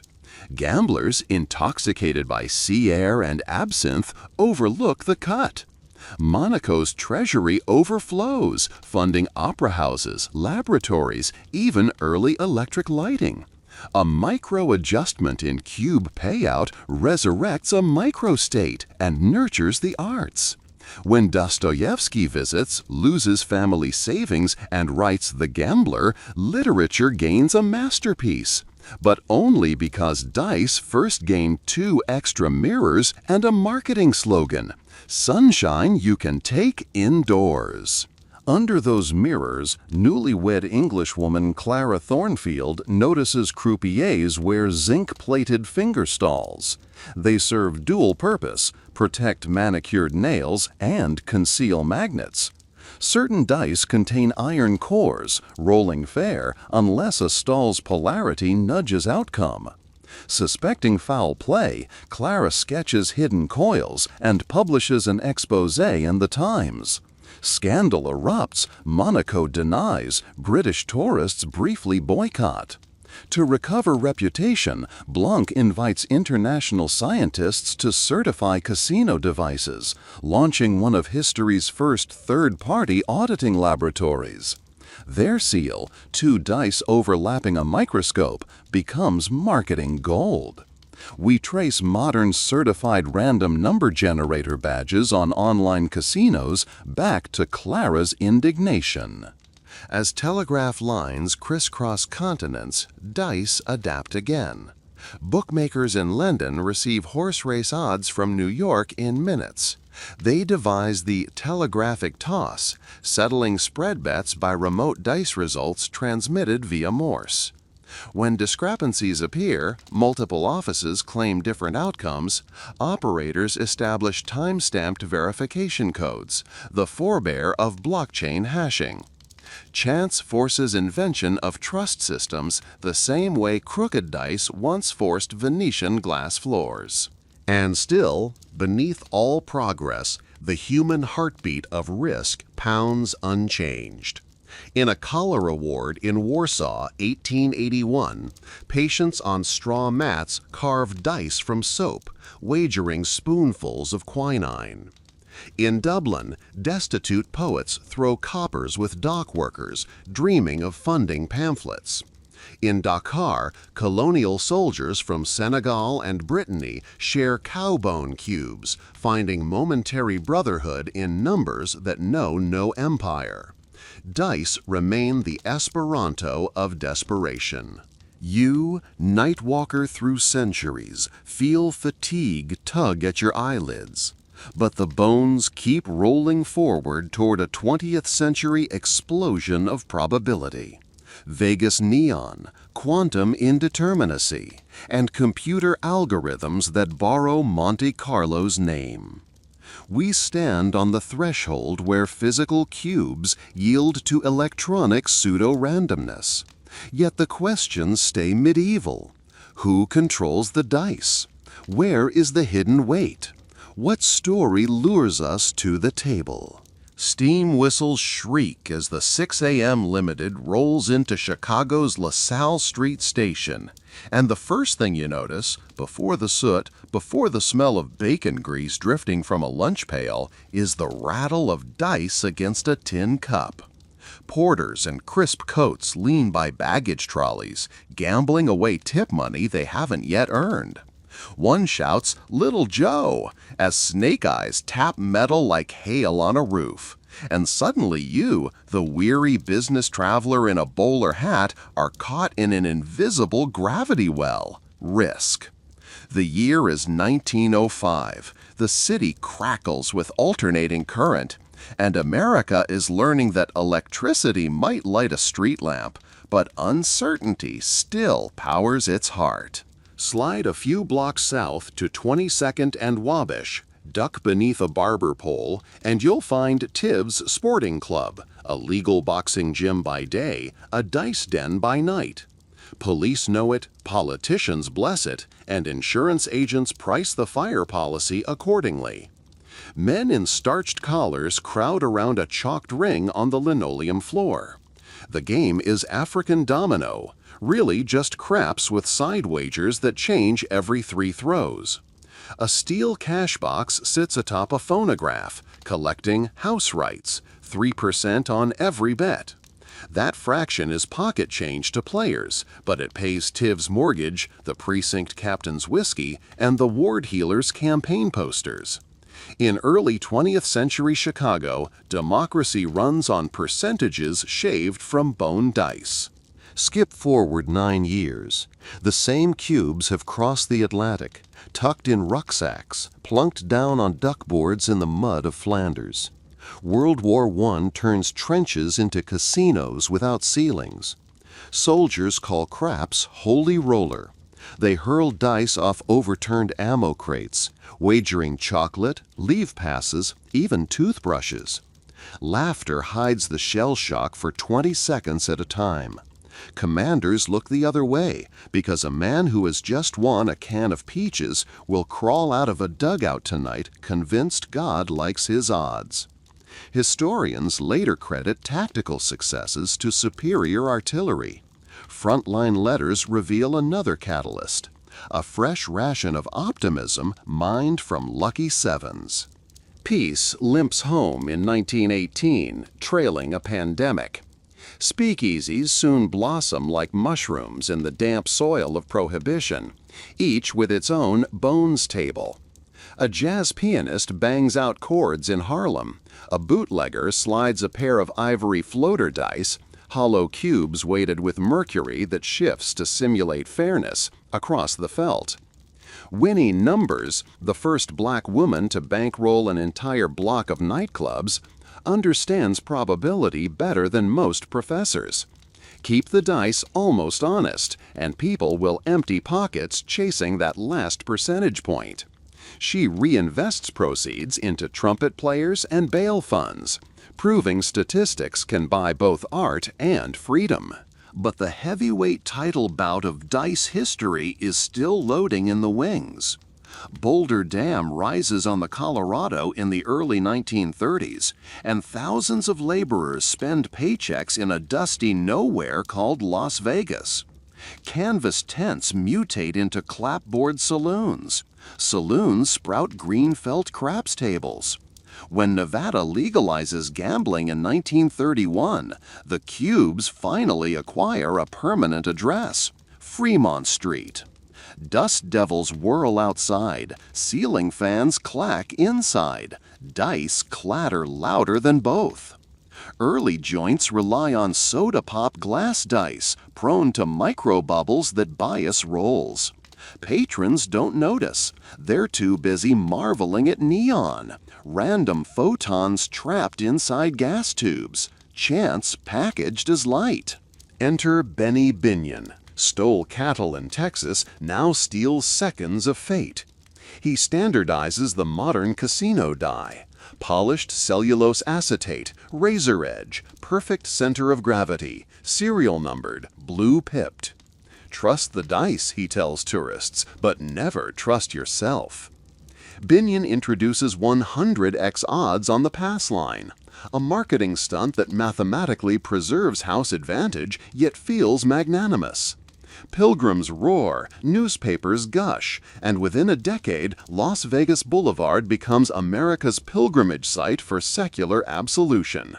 One throw to erase mortgages, betrayals, Tuesday morning alarm clocks.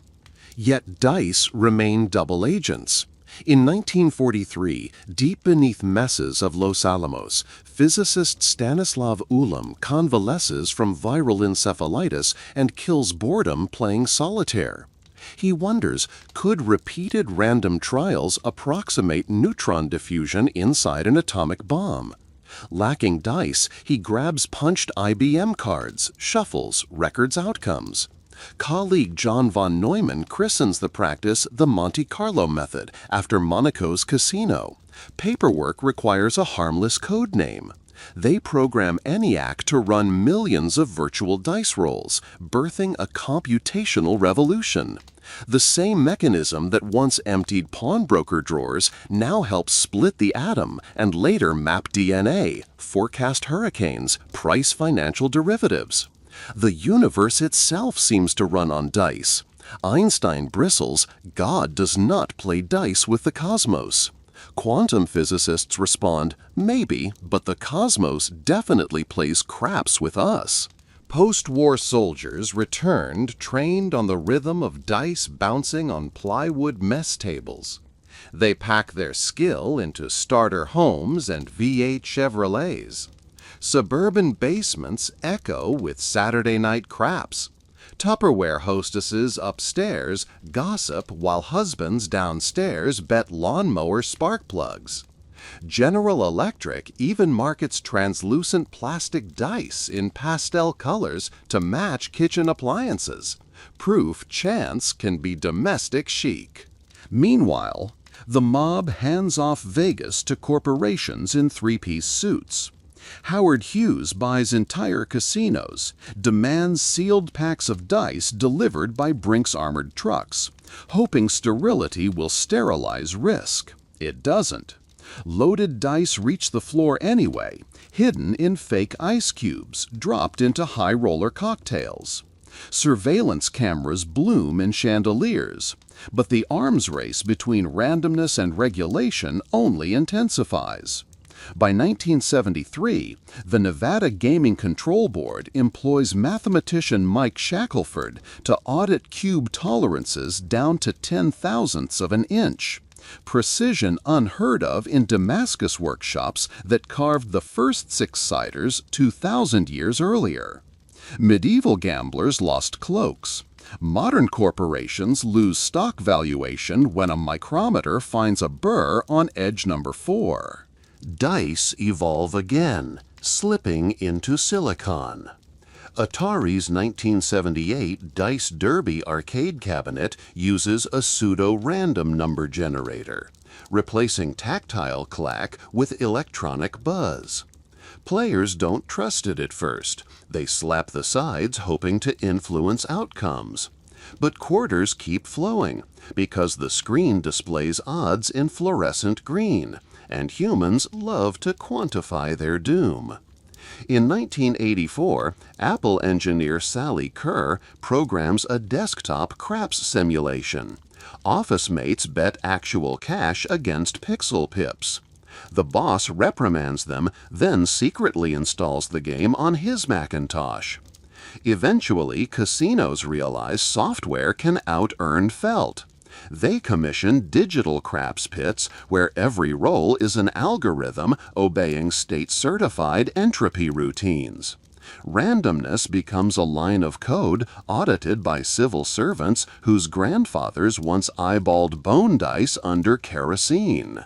With digits controlling dice, cheats retool. Enter Tommy Carmichael, a TV repairman who designs a slider, a telescoping metal rod slipped into the dice chute of video craps machines, freezing output on command. He robs Vegas blind until arrested in 1996.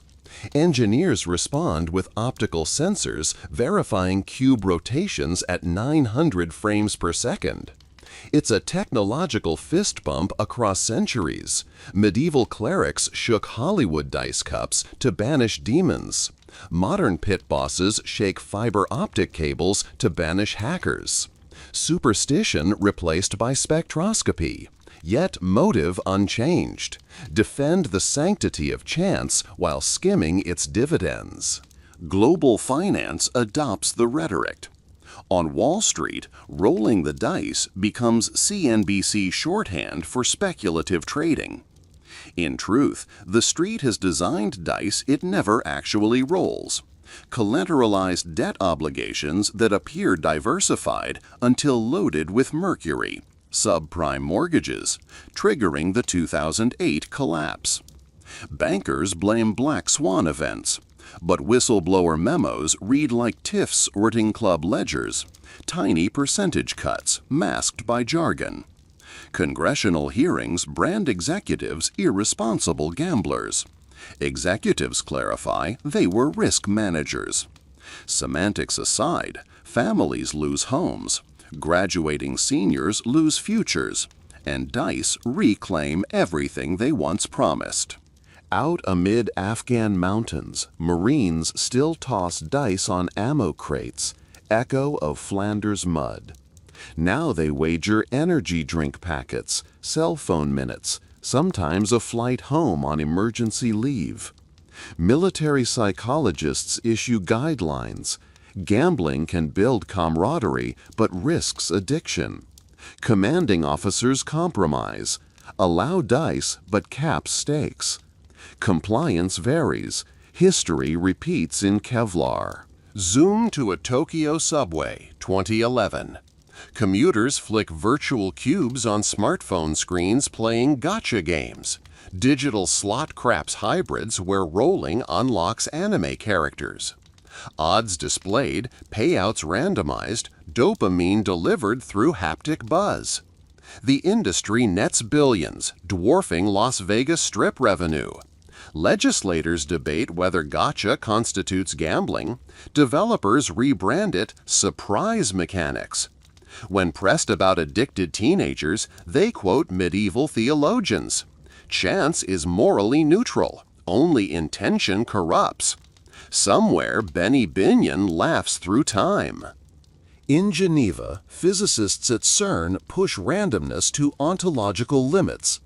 Deep inside the Atlas detector, proton collisions spray particle showers whose trajectories nobody can predict even in principle.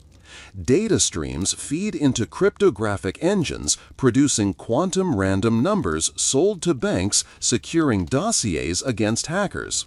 Thus, the gambling debt of the universe, uncertainty, finally pays dividends in cybersecurity. The dice God allegedly refuses to throw are now outsourced to hadron beams. Drag your viewfinder skyward, and where do we land? On the cloud itself. Online casinos coded in Rust. Blockchain dice apps promising provably fair throws using hashed seeds you can verify but never beat. They market transparency while hiding volatility in token prices. Players trade Ethereum for neon-animated dice, chasing wealth inside loops of smart contract code. If the chain forks, outcomes evaporate into digital ether. Medieval peasants at least saw the cloak slide off their shoulders. Yet the cubes keep tumbling. Neuroscientists study gamblers' brains with fMRI, discovering that uncertainty lights up reward pathways more fiercely than guaranteed profit. They publish papers, lobby groups cite them, slot manufacturers tweak reinforcement schedules on digital craps bonuses. The perfect edge, it seems, is the human need to believe tomorrow's throw can rewrite today's despair. So what survives after this 7th-century dice cascade? Not just ruined fortunes or glittering skylines, but a paradox. We crave fairness, yet thrill at the possibility the game is rigged in our favor. We plan factories by Monte Carlo simulations while buying scratch-offs with lunch money. We prosecute crooked croupiers even as we beg destiny for loaded cubes. Dice are mirrors, cold, hard, six-sided reflections of ambition wrapped in probability. Tonight, wherever you are, Mumbai rooftop, Sao Paulo favela, Reykjavik hostel, someone nearby is shaking plastic, wood, or electrons in a cup, praying physics turns compassion. Each roll carries whispers from Roman soldiers casting lots for Christ's tunic, from crusaders in Aleppo, from Harlem jazz clubs and Los Alamos codebreakers. You could outlaw the objects, digitize the algorithms, even split the atom, but you cannot scrub the stain of chance from the human story. We are the species that stacks meaning on randomness like chips on felt, then calls it destiny. So, my fellow insomniac historian, exhale. Let the final click of imaginary dice fade in your earbuds. If sleep claims you now, may dreams be generous with 12s. And if dawn finds you restless, remember, whether you're inventing quantum routers or just deciding between toast and oatmeal, somewhere beneath the conscious noise, a pair of cosmic bones is still bouncing. House edge or not, it's your turn to choose how hard to throw. Good night, and may the odds, ancient, loaded, or gloriously fair, keep you wondering.